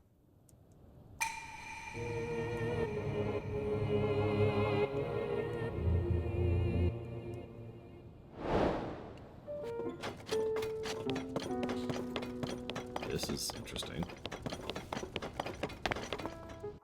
Albed is not actually a language, it's a cipher. Kung Pao. A cipher is really simple. Replace all vowels with another vowel. Replace all consonants with another consonant. Now, you can get more detailed with that, but that is the basics, one way or the other.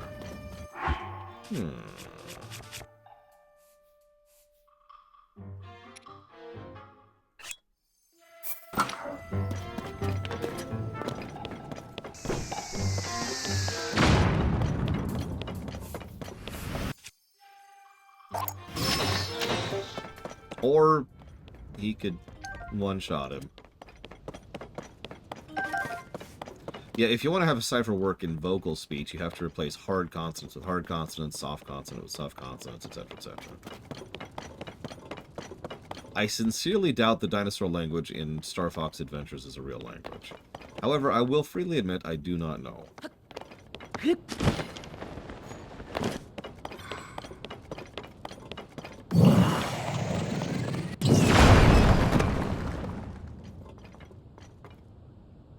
Anyways, ironically, if I could pick one fictional language to just immediately know fluidly, it would be my own.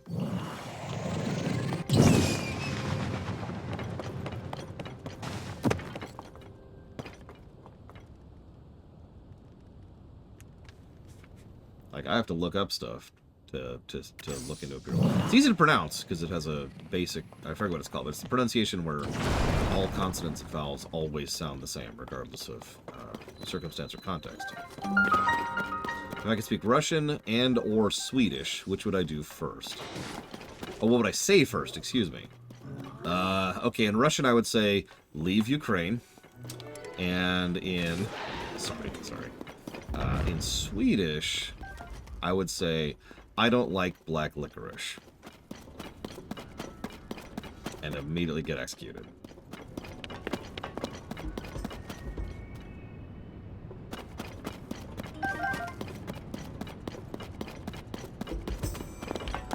What's up there? That... Ooh, okay. Alright, hold on. Do I have ice fruit? Do I have any other thing other than ice fruit? I don't, do I? It's just ice fruit. Yeah, okay. I mean, I've got sapphires. Alright, now you're ready for this amazing pronunciation, Elizar, because I can do Swedish languages so well. Here it comes. Here it comes. You ready for this? Jag Gillar Inte Svart Lakris. There you go. Enjoy that. Savor it.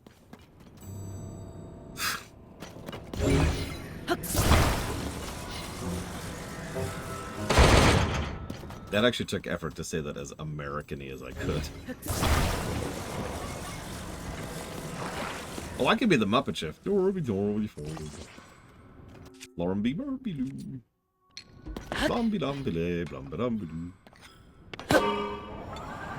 pork, pork. Pork, pork. Pork, pork, pork, pork. Spork! Spork, spork, spork. Spork, spork. Wow, that actually did damage. Come back, please, so I can keep doing that? No? Okay, cool. Let's see if this does anything. It did. Nice.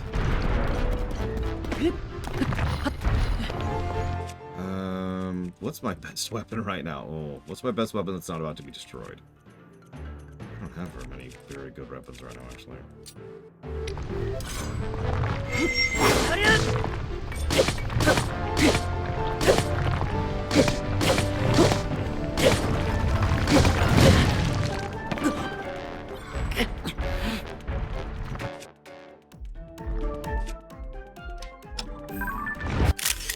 Nice action-y picture there.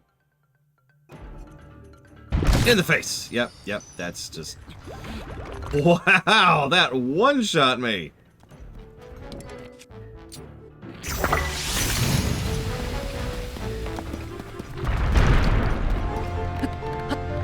Also, rogue weapon. Listen, nobody can actually speak Pigland. It's a fiction. It's propaganda. There we go.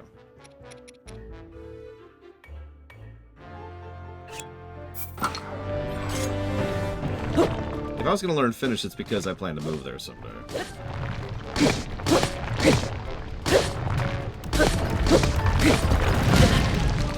Almost. Get up.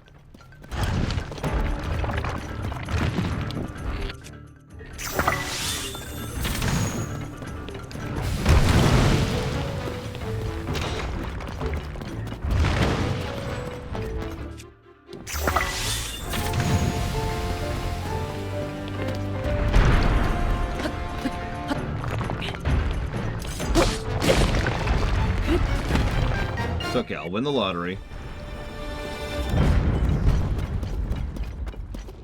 What the hell is that?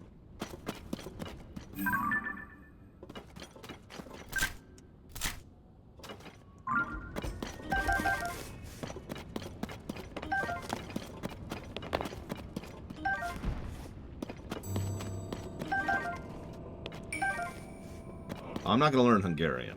That's insane. Oh, it's a fusion? Go. Hey, Ciela, one moment, please.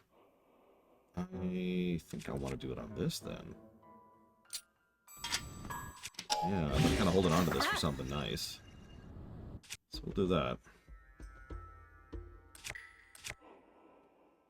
Okay.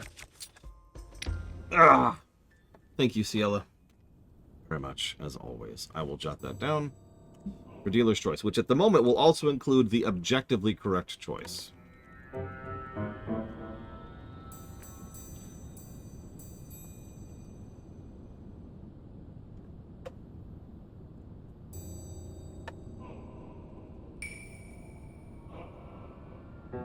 Yep, I have a blunt fire weapon. Trumpet.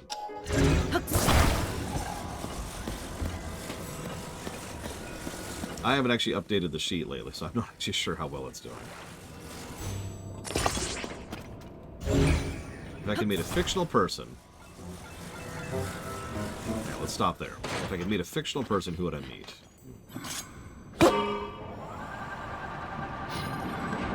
I've got it. I'll meet Lex Luthor, then I'll mug him. No, I'm joking. Who would I actually want to meet in real life who's fictional?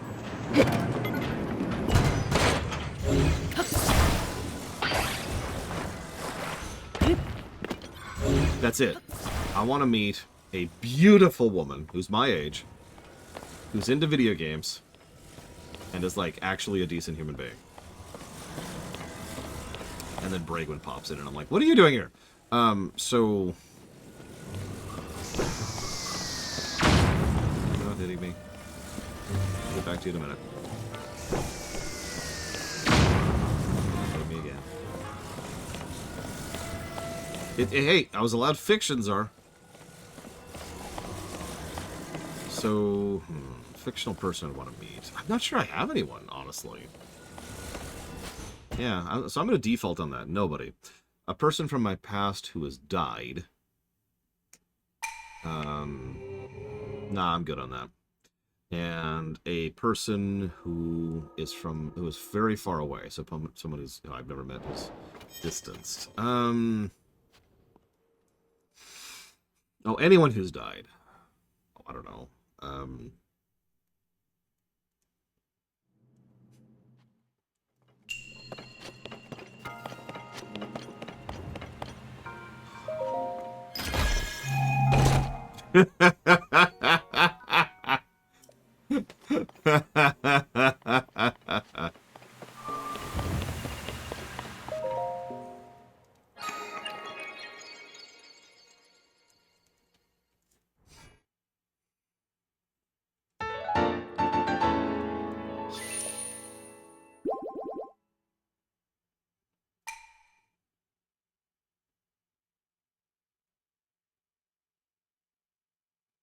Oh god, I can't think of his name. Who's the guy who just died? Who was a horrible human being.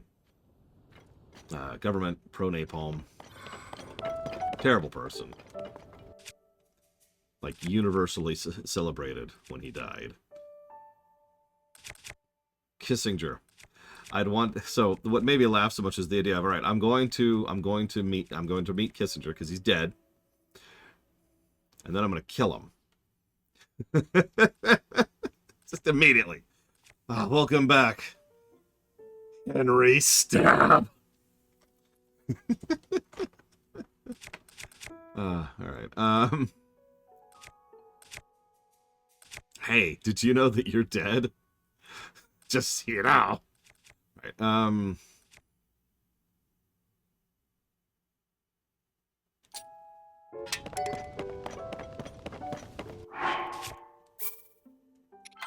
So before I go increase my hearts, because that is actually the next thing I'm going to do. I'm going to try something really stupid.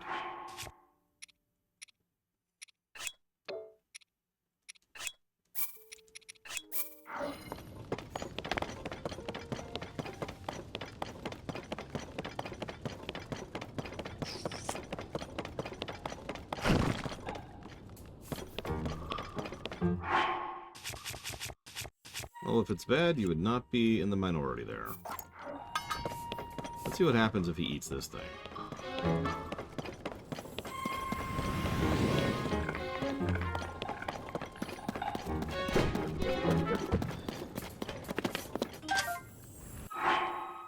Nope, it came out still fused, and now it has critical hit.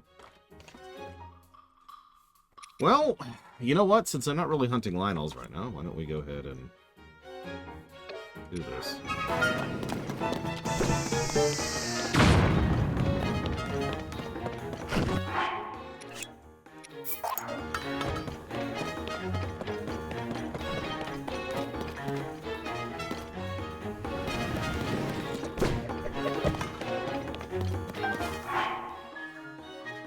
Aw, that didn't restore its durability.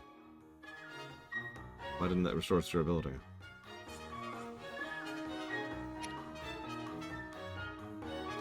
Oh, once per blood moon. I didn't know that.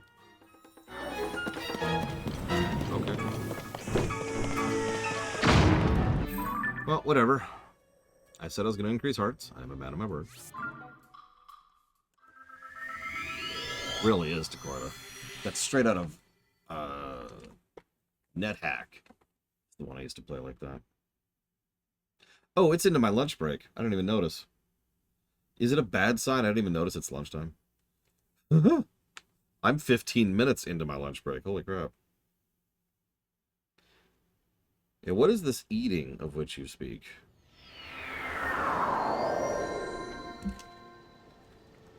Well, I'm still a man of my word, so we're still going to do this really quick. It is a good sign. After we duped, that's been much more my overall mentality.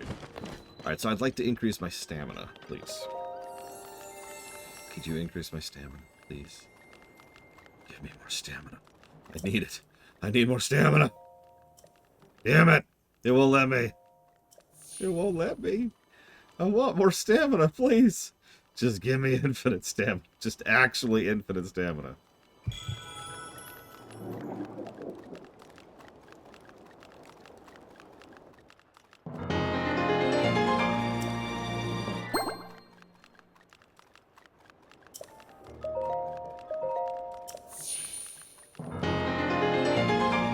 Oh, that sounds really good off the deeper end.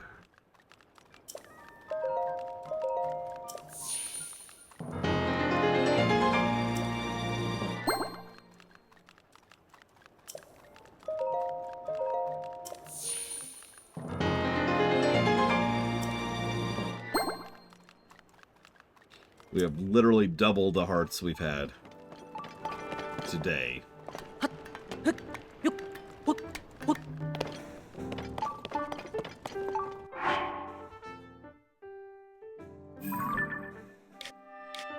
All right.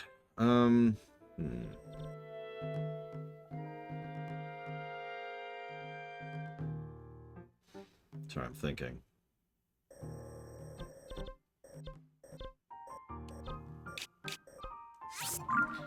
But I'll think later. I'm gonna go grab lunch. I'll see you guys in a bit.